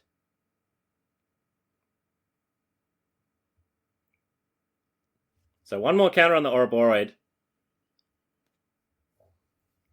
Questing beast will deal 5 to Leo and 5 to the Jace unless Leo chump blocks.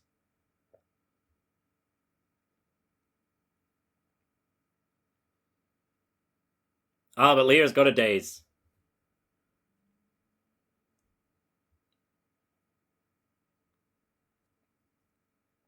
Daze is a fantastic card against these big expensive creatures.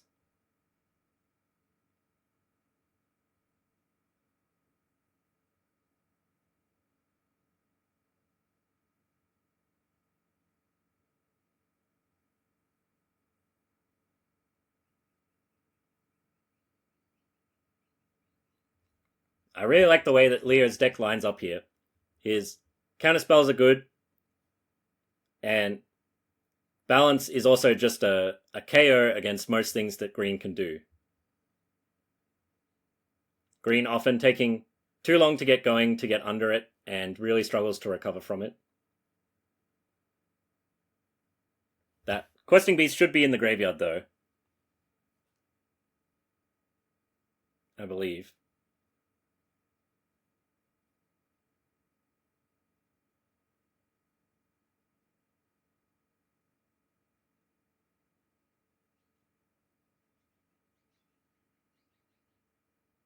So Leo's got an upheaval here. If he can set things up, he can float a ton of mana with the Urza, cast the upheaval, reset the board, and then deploy the Jace. But upheaval is not so good against an opposing fast bond. So it'll be very much a last-ditch effort. He'd much rather keep control of the board. And there we see he's willing to get rid of it.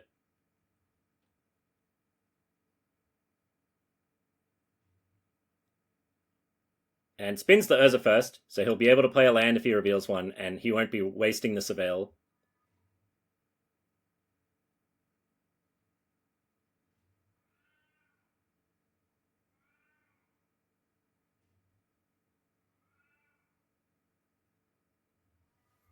Staff is not bad, another chump blocker. And more mana for the Urza is always good.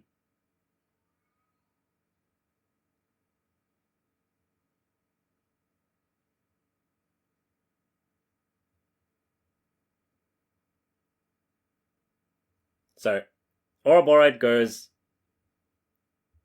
down to 3 power. It's going to get pumped back up to 6, so Leo likely going to be chump blocking it every turn from here on out.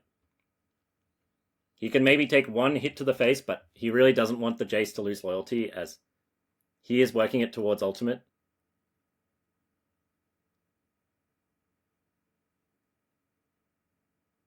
Fixing up that Dazed Questing Beast.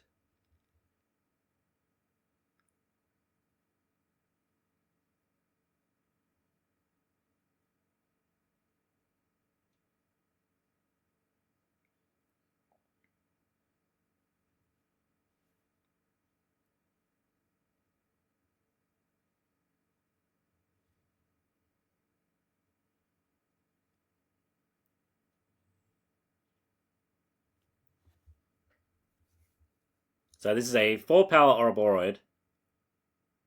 Knocks Jace down to 4.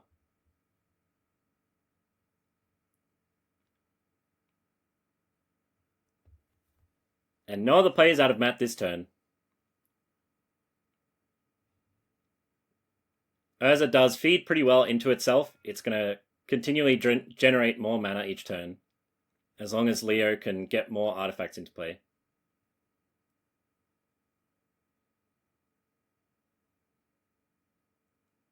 And the treasure tokens off the currency converter are pretty good for that.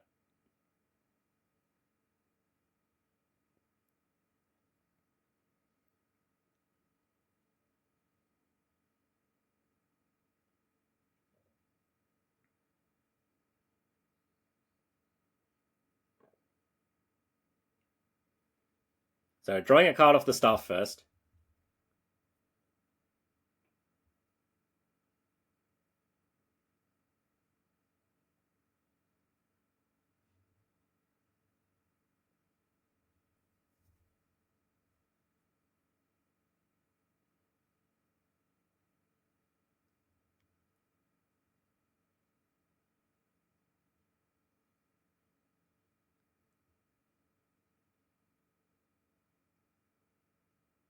So uses Urza to tap the treasure token without sacrificing it. Oh, and Itali. And an Ugin. Oh, this is a huge hit. And a Primeval Titan. Looks like Leo is way ahead now. He can deal with the Ouroboros. Yeah, Matt's going to pack it up. That was a very well-timed counterspell out of Leo. Tore apart Matt's whole game plan and managed to stop him from getting anything going in the wake of it. But here Matt's got another good start, so turn 1 Mana Dork on the play is a good way to open a match.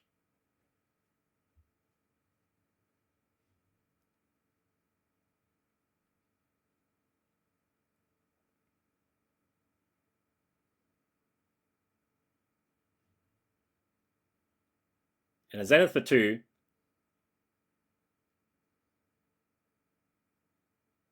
See what options he's got. So we saw the Springheart Nantuko in the last game. And that's a pretty decent token maker if you can get it down in the early game.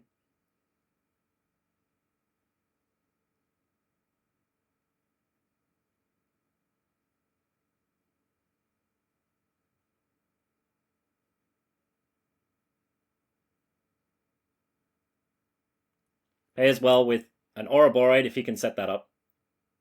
Oh, and he's getting a Hex Drinker, so this is more of a standalone threat. Once the Hex Drinker gets to level 3, there are not many cards that can deal with it.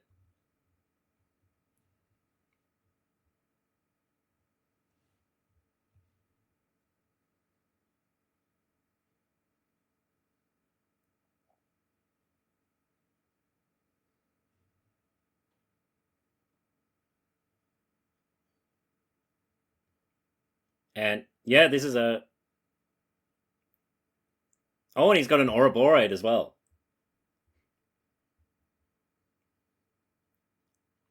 So +1 counters on everything. Gets in an attack. Exalted trigger as well. And the pressure is really on Leo now. If Leo has balance, it's going to be a real game changer here. Otherwise, he's got to try and deal with the Ouroboros and the Hex Drinker. Both quite urgent targets, as if Matt can untap with the Hex Drinker, he can level it up and give it protection from instants, which severely cuts down on the options Leo has to answer it.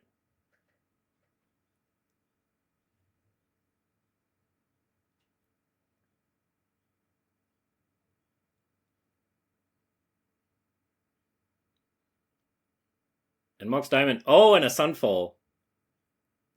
Even better than a balance. So Leo gets a 3/3 Incubate. We see he's boarded out the Upheaval, which is a smart move. Matt has lost a lot in that Wrath. A Questing Beast is a good follow-up. As far as green standalone threats, it's one of the fastest ones in the cube.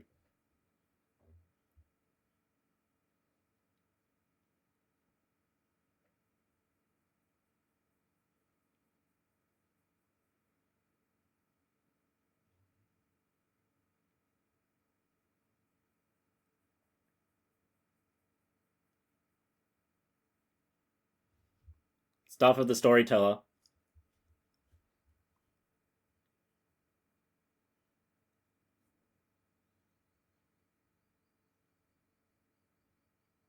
And a Jace, so looks like he's going to be taking another hit from the Questing Beast. Pretty safe to do so, as green doesn't have the reach or surprise damage. You can pretty comfortably go to 1 against green and just lock them out of the game if you have the control tools.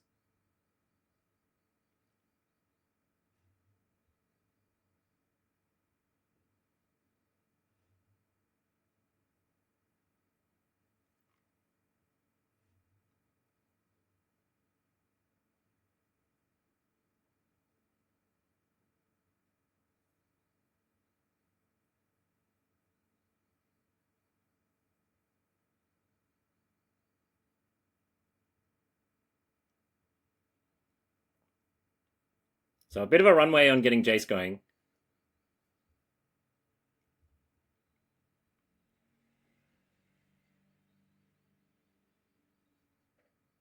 Leo has got some slow stuff going, and it looks like he's got enough breathing room to use it. He'll have to answer the Questing Beast eventually.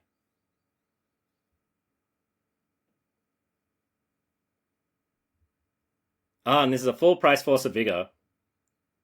Just going after Leo's mana. So Leo is pretty constrained on mana overall. He's got quite a few things he'd like to do next turn.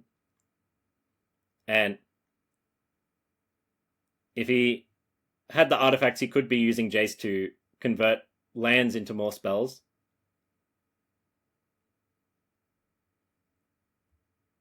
And yeah, we see here he's got some good draws, but he can't make use of all of them at the same time. He's got a counter spell and a removal spell. If he removes the Questing Beast, he's taking off a lot of the pressure, but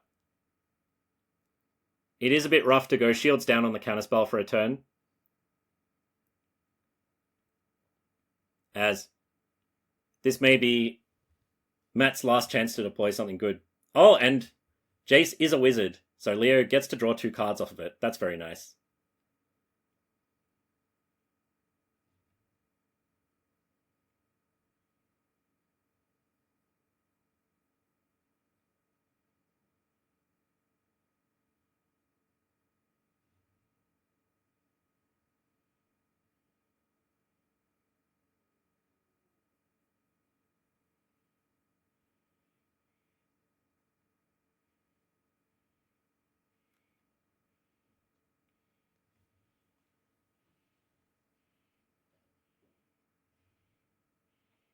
So in for 1, ditches the Candelabra, gets the Jace going.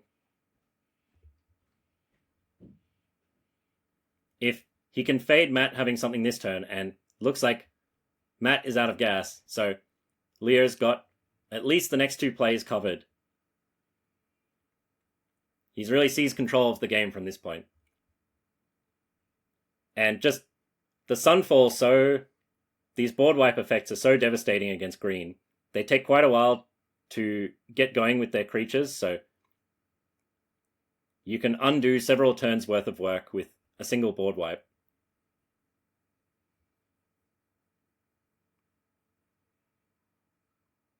So transforming his Sunfall token.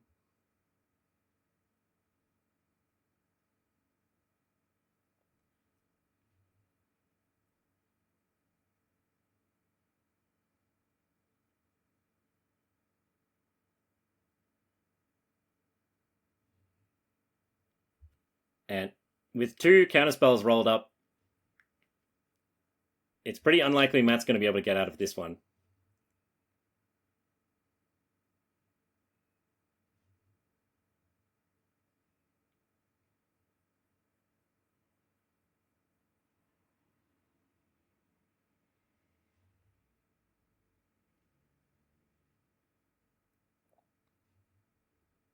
So Leo is 1 more turn away from ultimating Jace.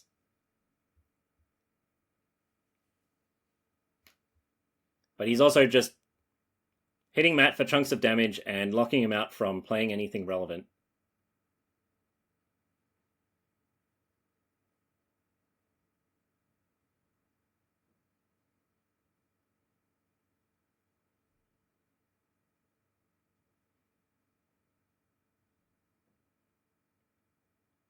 Leo perfectly fine with the cantrip. Wants to be able to waste more of Matt's mana if he finds something worth casting.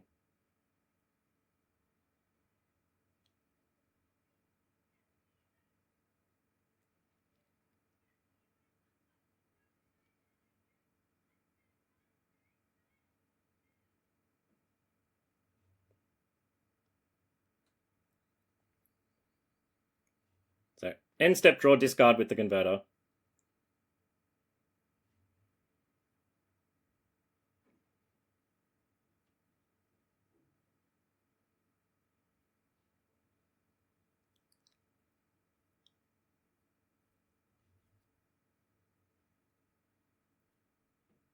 So Leo can ultimate Jace. Not the most relevant thing with him being ahead on the damage race. Through the Breach Ebrical. That'll wrap it up. Leo wins the match 2-0.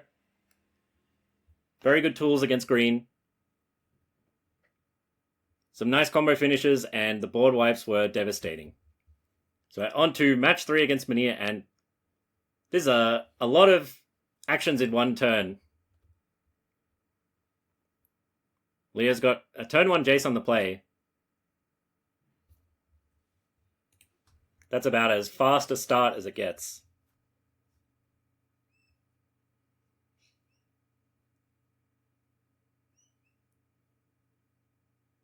So, especially in blue, having anything going on board is really valuable. He can just sit back on counter magic, draw the game out, and get advantage turn after turn from Jace activations. And looks like he's got a lot of good options here. He's got 2 counter spells, some lands he'd like, and then Fractured Identity at 5 mana, which will be relevant later on.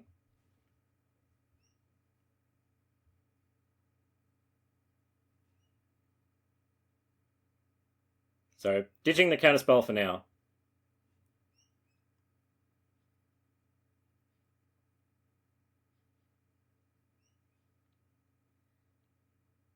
And looks like he's going to be angling to tap out for a proactive Urza, so remanding almost anything that Manir plays on this next turn. Trying to find a 4th land, and then once Urza's in play, he's got a really strong position. He'll be able to flip the Jace soon.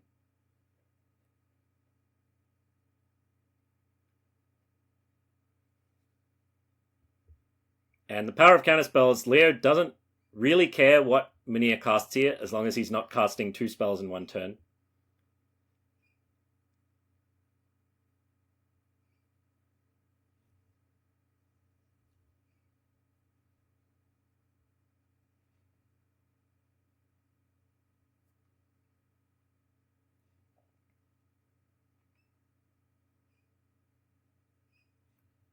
So, counters that, waste some of Manir's mana.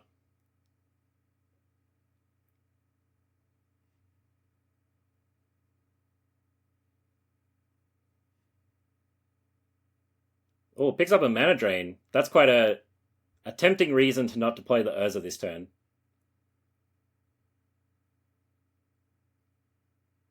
But just getting ahead on the board. There's not much at 3 mana that Manir can deploy that Leo is absolutely needing to counter, so. And once he untaps with an Urza, he's going to have a bunch of extra mana.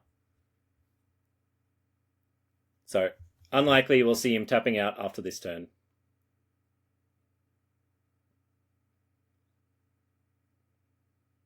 Oh, but a Mind Twist gets the last 2 cards. So Leo is empty-handed, but he's got an active Jace, and Urza's ready to flip him into more cards.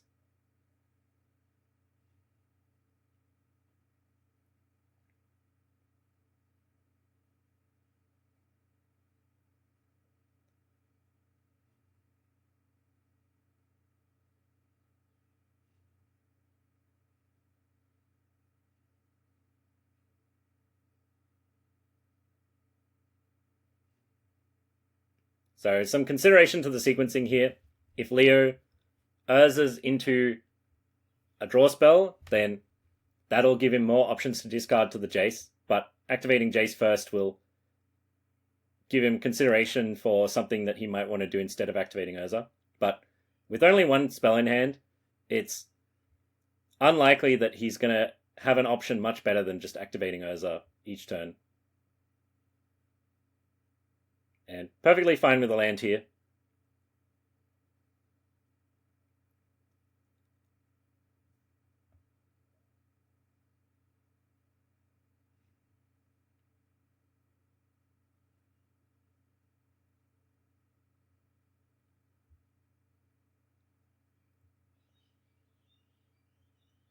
Ditches the unnecessary Through the Breach, so this is one of his better cards to flashback with Jace if things line up, but otherwise Jace will probably be used for a Fractured Identity on a key permanent later on.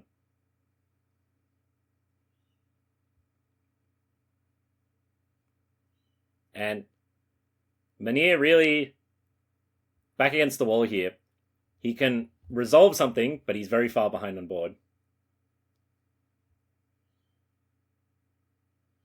This would be a great spot for some kind of a Reanimator play, get a combo move going.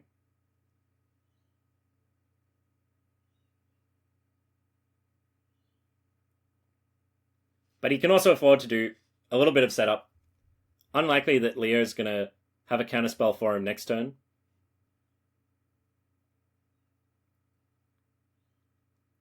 And there's Emperor of Bones, so if Manir can find something really strong to hit with the Emperor, then that'll be part 1 to setting up a combo to get back in the game.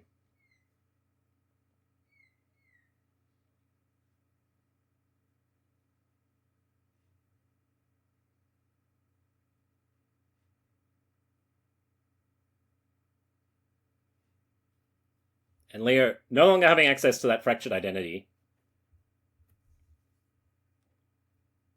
Emperor of Bones doing some relevant graveyard hosing.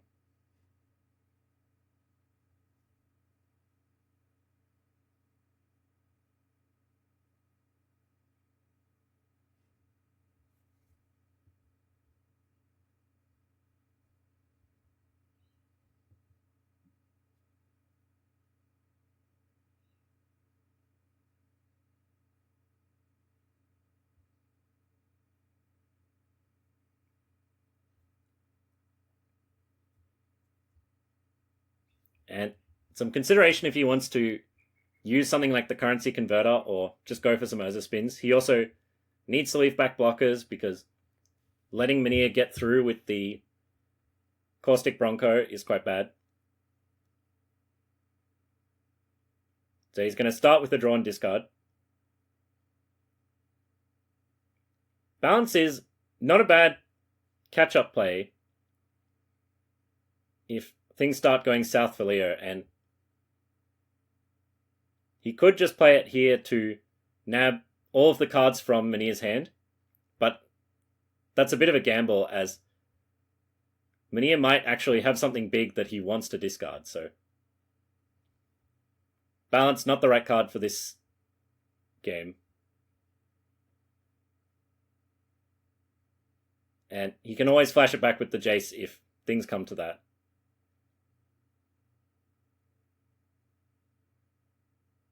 So we've got a 4/4 construct.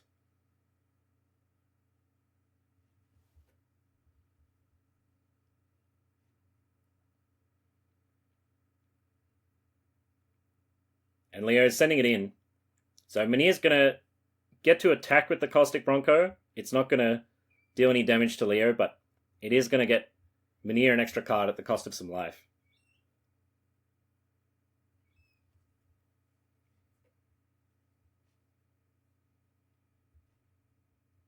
And Leo just willing to do that, put a bit of pressure on Minia's life total.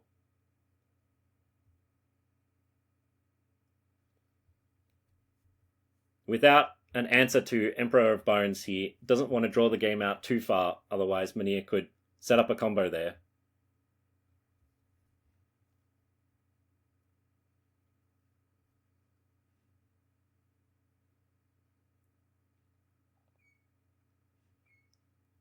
Still no creatures in anyone's graveyard for the Emperor to reanimate. And Minia's going to change that, so he's going to get the best creature in his deck in play and attacking one time.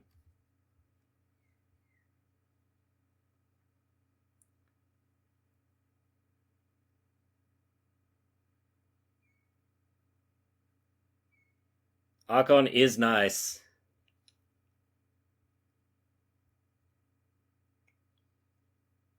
So 2 Archon triggers represents 12 damage to Leo. Minia gains 6 life, draws 2 cards. The Caustic Bronco would get an attack in, and it would clear out all of Leo's creatures. So Emperor of Bones exiles the Archon. Adapts, puts the Archon into play with haste.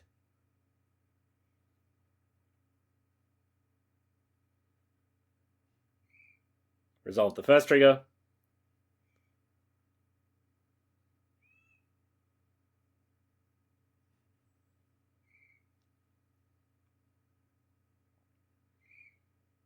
And Emperor is only on 2 power.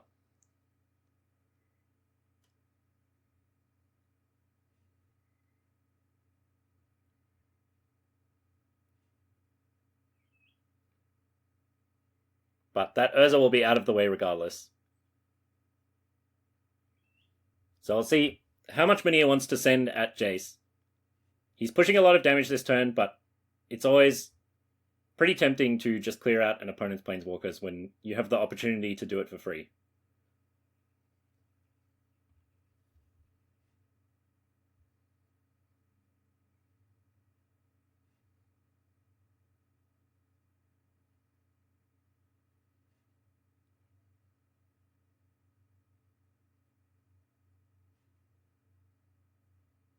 Minia takes 1 and draws the Vampiric Tutor.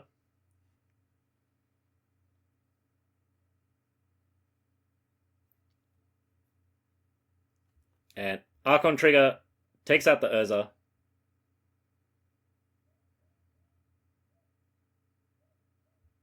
Looks like Minia's got something he wants to tutor for right now.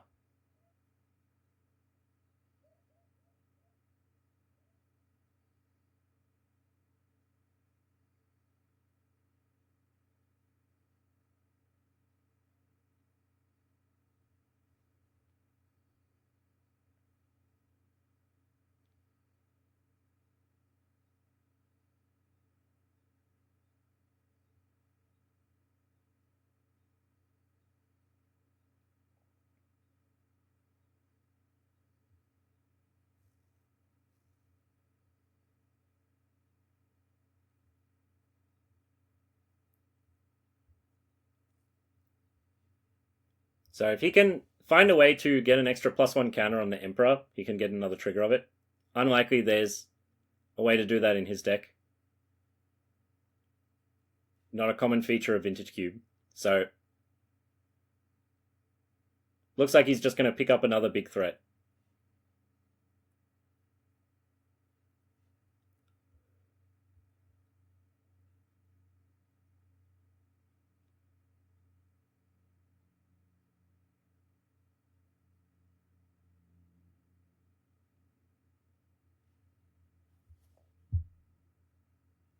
So Abomination to the top of the library.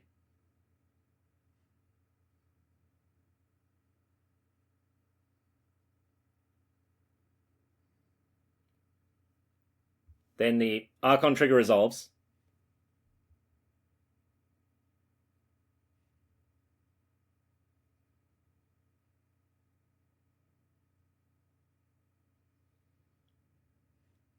And we'll see how much damage is coming across to Leo.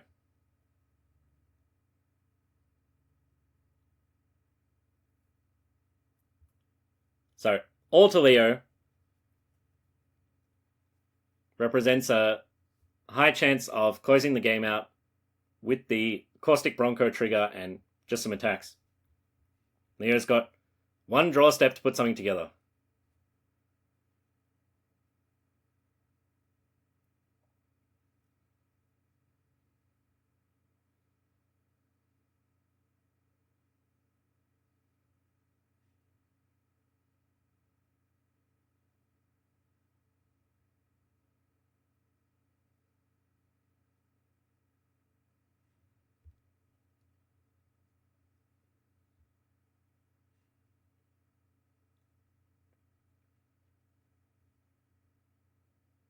So Leo can make a 2-2 to block the Bronco and shrink the Emperor with Jace. So not dead on board just yet.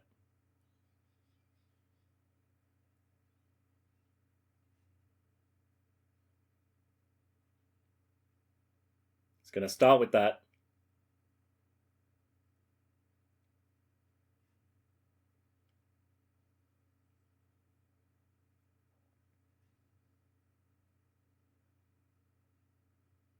Oh, and it'll be a Jace flashback on the balance. So Leo knows that Minia's got a good card in hand because he just tutored it. So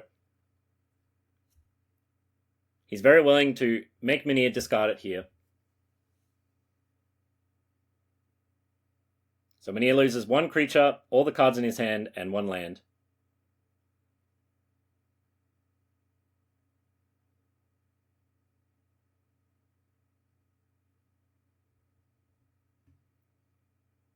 Leo will have to chump block this turn, and then from that point on, see if he can cobble something together.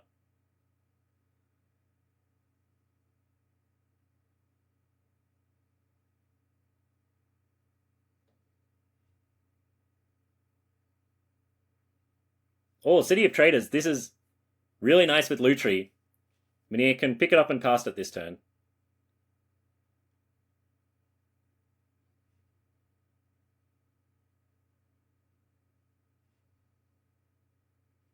So Emperor gets chump blocked, doesn't want to exile any creatures from his graveyard as he would like to reanimate them later.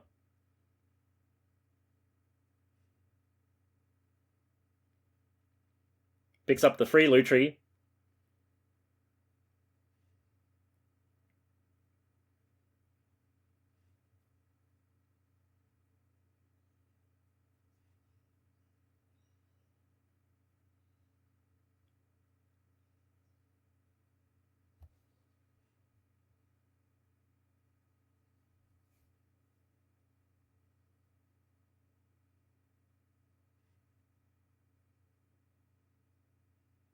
Starting with a converter activation, Daze is not an ideal top deck.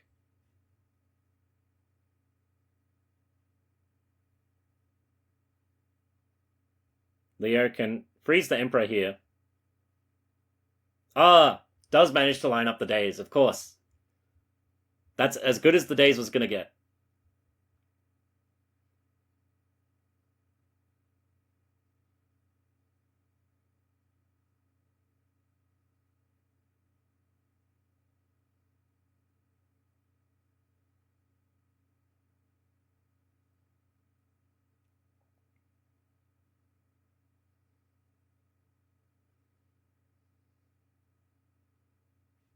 And Mania's got a reanimation spell. Can't get the Archon as that's been exiled. But can't be too unhappy with his options. It looks like he's going to pick Sheoldred over the Crab. Sheoldred kills Leo. Mania takes game 1. Recovers from the turn 1 Jace that stuck around for far too long. The power of just reanimating a huge threat. Managing to work through the counter magic. These kind of combo setups are a great way to recover from a game that looks like it's slipping away. But Ghost Vacuum is going to be a real thorn in Mania's side.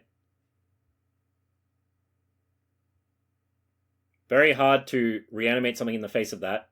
There is a strange interaction with...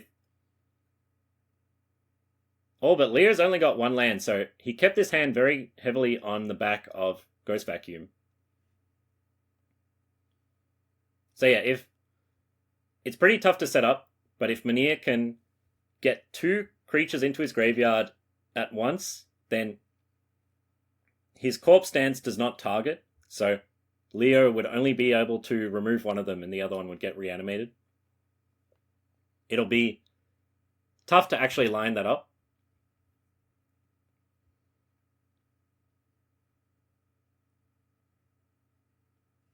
But that's one of the few ways that Reanimator has to play through a Ghost Vacuum.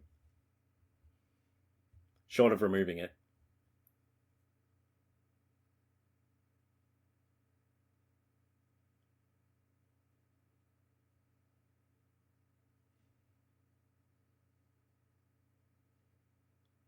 So, attacks with the Deathrite.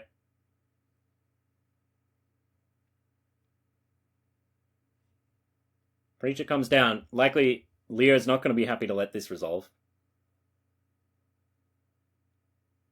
But, doing some setup with the currency converter, rather.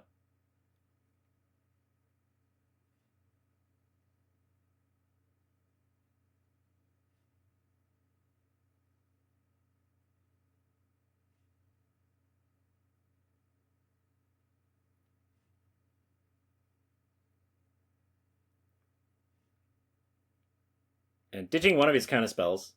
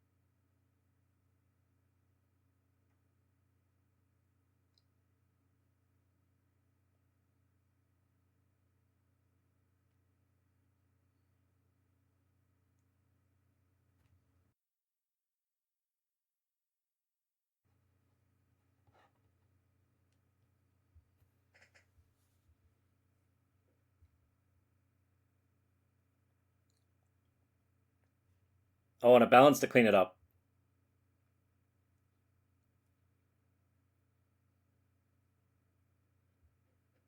Balance playing very well with all of Leo's non-creature artifacts. They're a way to have something on the board that's not counted for balance, so he's going to come away benefiting from the exchange.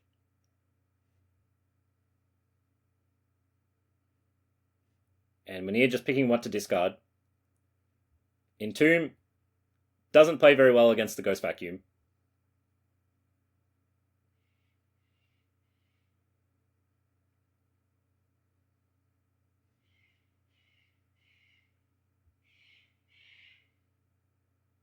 But he can also... It's pretty tough. Leo's unlikely to tap the Ghost Vacuum.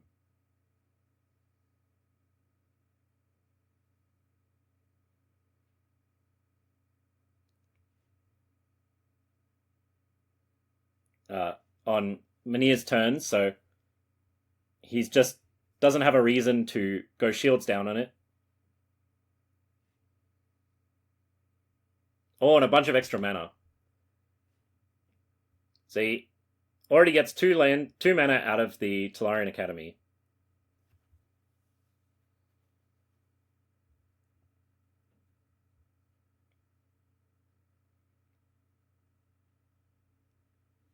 So the token is not an artifact creature.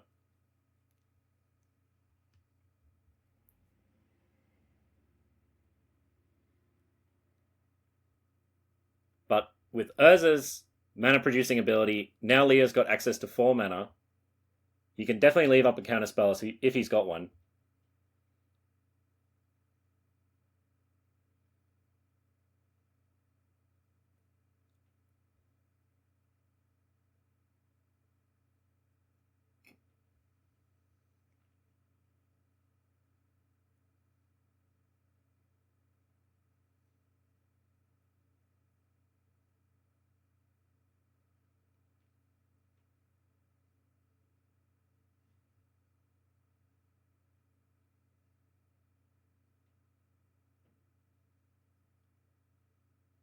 And Toxic Deluge cost Manir 4 life to cast. Gonna get remanded.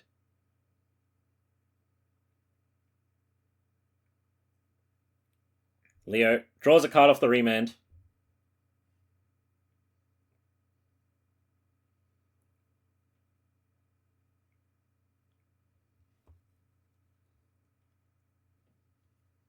And now if he can get a few artifacts down, the Urza Construct token is going to deal a ton of damage to Manir and might be pushing his life total too low to use the Toxic Deluge. So we've got a 4/4 construct that's already 7 damage across. And the Ghost Vacuum does have relevant text, so Leo can sacrifice it to make a bunch of 1/1 flyers and deal the last points after Manir's destroyed all the creatures.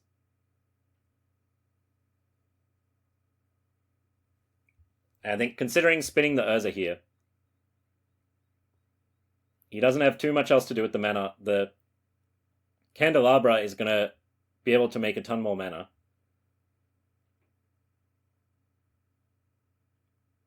This is exactly what it's here for.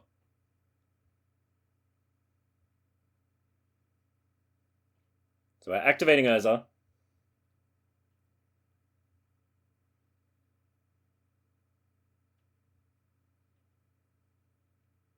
Leo's still got 8 mana left. 9 mana now.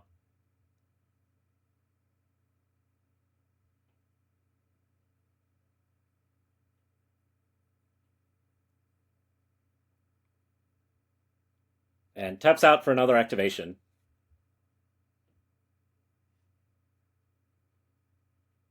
Just accumulating more raw resources and growing this construct token.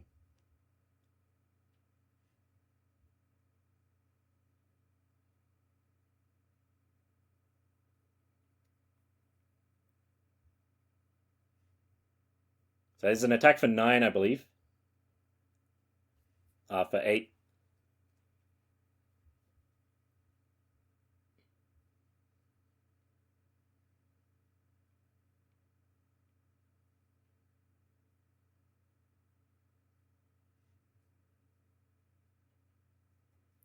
And Manir would have to pay 5 life in order to Toxic Deluge here.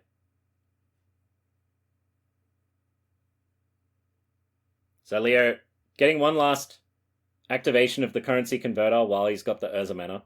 And he'd like to discard a land, but the ability to make a 2/2 is quite relevant when Manir's on 1 life, so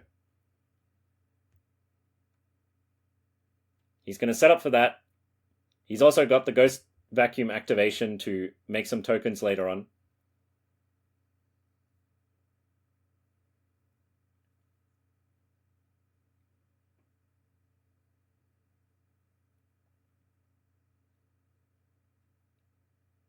And he's still got an Academy that taps for 4 mana.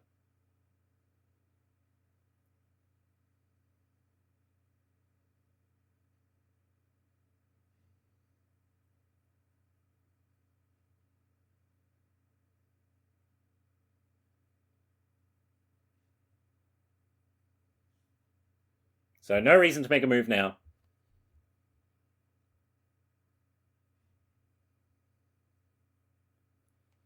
Manir's got to have some way to gain life or stop the pair of 1/1 flyers that Leo's about to make.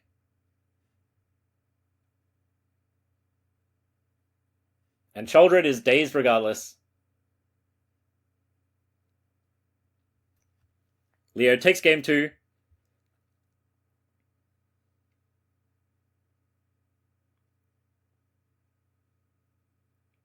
Done nicely, and we're on to the final game of the night.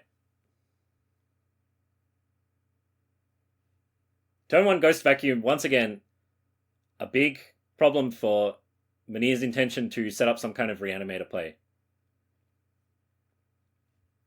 Unlikely he has the option of boarding out of Reanimator, as it occupies quite a large fraction of his deck. But he really doesn't want to be seeing these Ghost Vacuums out of Leo. Oh, and another nice start. Extra mana off the Academy. Leo has the option of getting his looting going now. Doesn't have to worry about Emperor of Bones combos. And Preacher is a pretty good threat. If Leo has an answer, he might want to go for it here.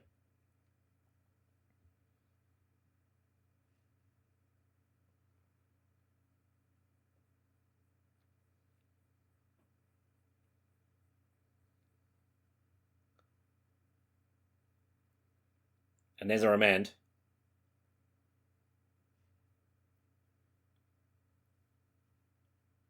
So Leo's done some good setup. He's not taking too much damage, so he's not too worried about that.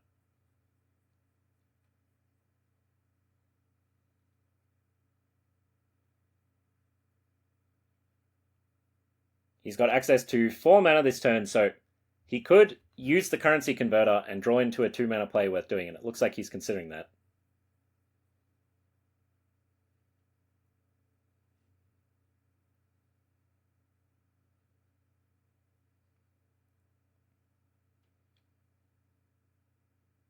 And the treasure tokens off the currency converter are going to accelerate him to a ton of mana.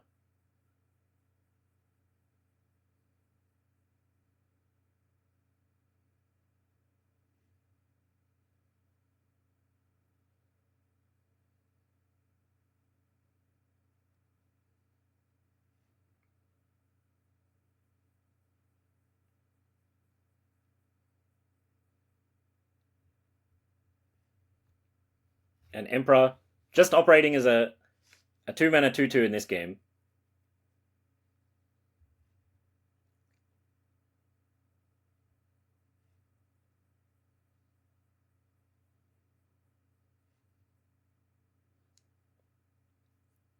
So if Leo makes a treasure, he'll have access to 6 mana this turn.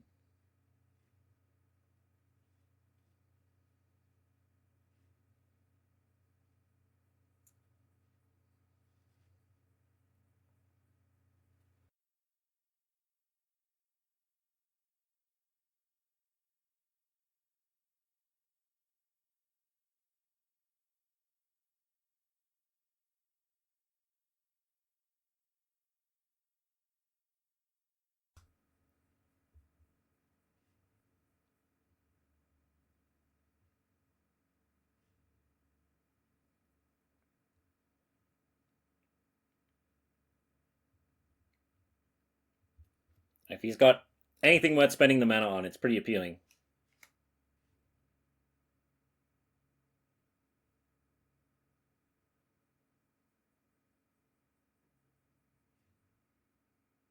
So Academy taps for 3 now. If he plays a land, that brings him up to 7 total mana. Oh, and a Fractured Identity is pretty good here.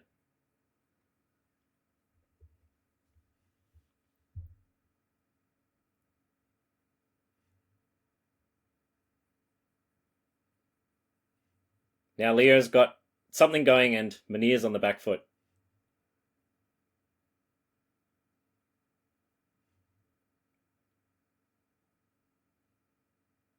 Oh, Mind Twist for 3. Leo's only going to have to keep 1 card.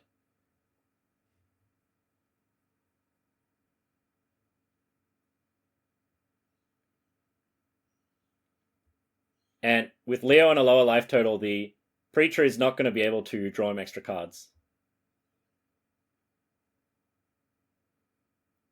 So, keeps an island. These cards are discarded, so they go into the currency converter. And interaction here with the Emrakul. So, Emrakul shuffles Leo's graveyard in, but the Emrakul itself can be exiled by the converter if you'd like. So, Leo can essentially choose which cards he'd like to be under the converter and which cards he'd like to be in his library. And it looks like he'd like them all in the converter. It's good to keep it fueled up, and it's pretty trivial for him to dump cards from it into his graveyard if he needs to.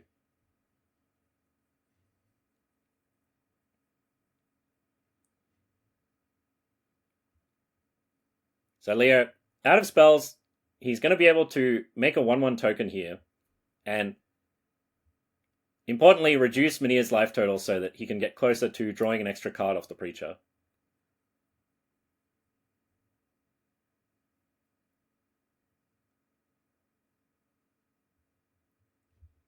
In the long term, he's also got the option of using Ghost Vacuum to make a 1/1 copy of Emrakul, which is a pretty nice way to close out the game.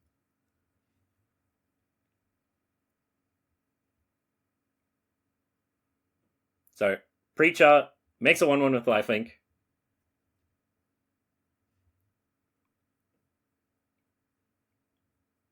And all of Leo's stuff is instant speed, so he's not in any rush. And Manir's stuck with 2 reanimation spells in hand that are not going to line up.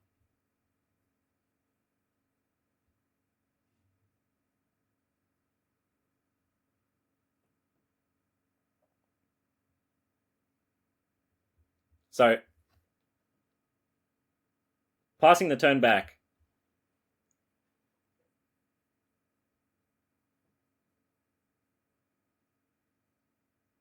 Leo makes a 2/2.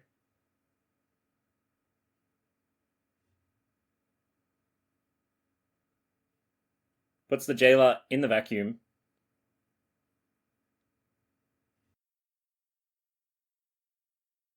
And I think Manir, seeing if he's got an instant speed response here.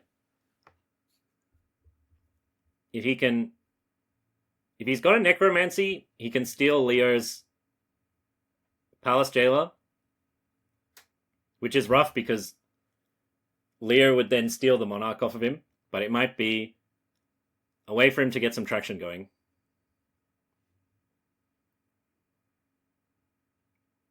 Or just taking advantage of the tapped Ghost Vacuum. So if he surveilled a creature here, he could reanimate it with Corpse Dance, and then because it's in the end step, it would not be exiled until the end of Leo's turn, so he would at least get a block and some enters triggers out of the creature.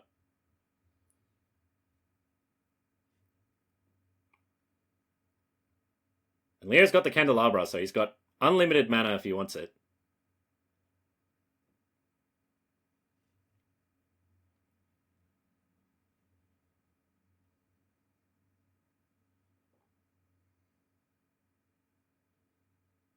Or functionally unlimited mana.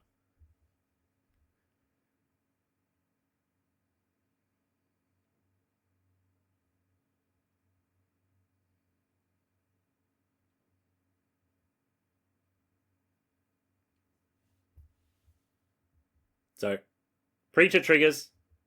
Leo now has more life than Manir, so next time he attacks with the Preacher, he'll be drawing a card off of it. But Manir adapts the Emperor, trades it with the Preacher.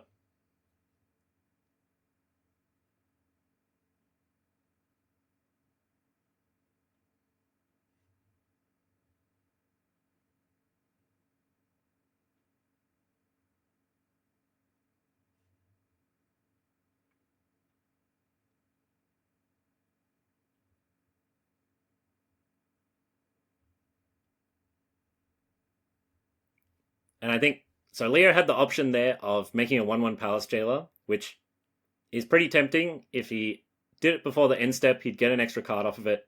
Pretty unlikely Manir'd be stealing the Monarch off of him, but he really doesn't want to go shields down on the Ghost Vacuum, as it disrupts a lot of Manir's best plays. As we see here with Metamorphosis Fanatic, that would otherwise be getting a free reanimate.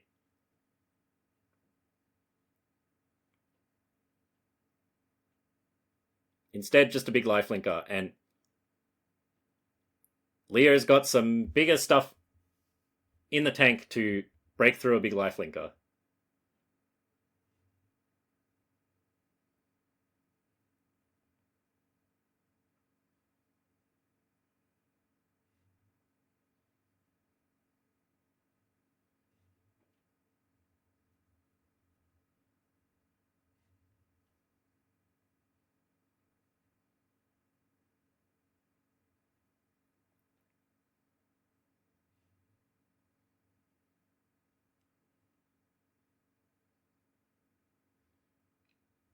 So, Talisman nets extra mana because of 2 activations of Academy.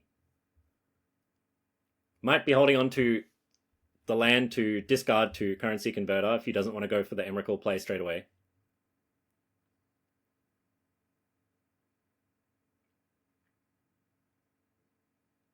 And Manir kind of forced to sit back, I think. If he attacked, Leo could pretty happily trade his board off for the Fanatic or just take the damage.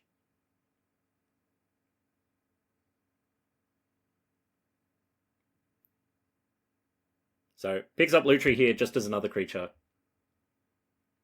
Stuck in a board stall, and he's got to find something to break through, as Leo's got a lot more of the slow late game options in play.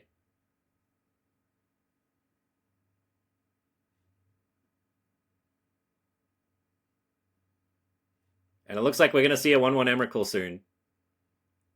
So, Emrakul gets put in the graveyard by Currency Converter. Before it can shuffle itself in, Leo puts it in the Ghost Vacuum.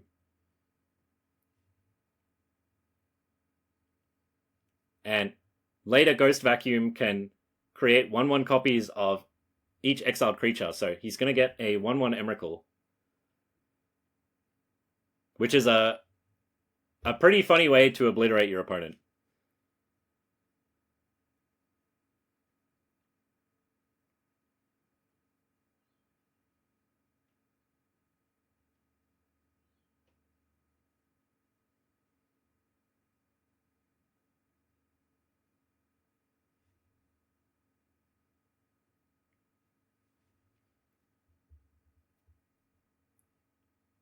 So Leo moving fast here.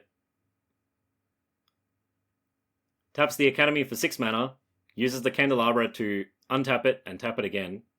He's now got 11, 12, and he'll spend a treasure to cast a Tali. Alright, see some random spells.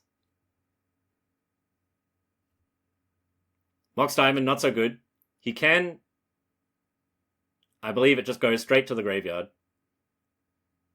But Deathly Voidwalker, pretty good. More graveyard hosing. And he's got to spend the mana now, so... Activates the Ghost Vacuum. Becomes the Monarch, removes Manir's last creature, gets a 1-1 Emrakul.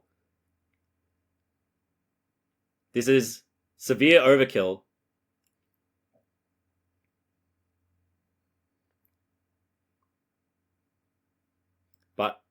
I think everyone who signed up for Vintage Cube today wanted to see an attack from Emrakul today, so...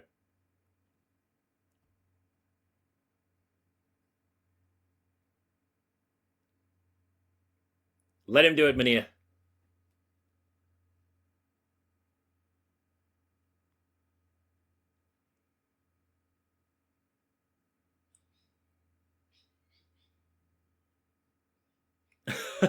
So Leo steals some of Minia's best cards, dumps half his deck onto the table, removes all of Minia's lands just for the rub-ins. What a way to finish out the tournament.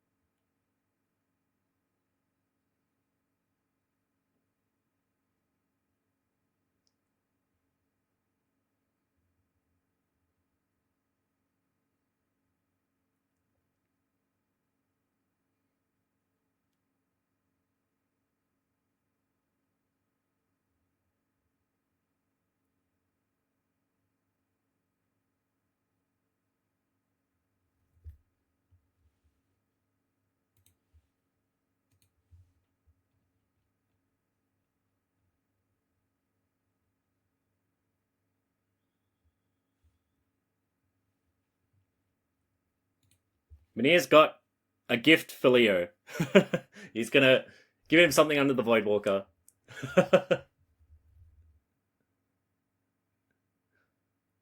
Annihilator 6, sir.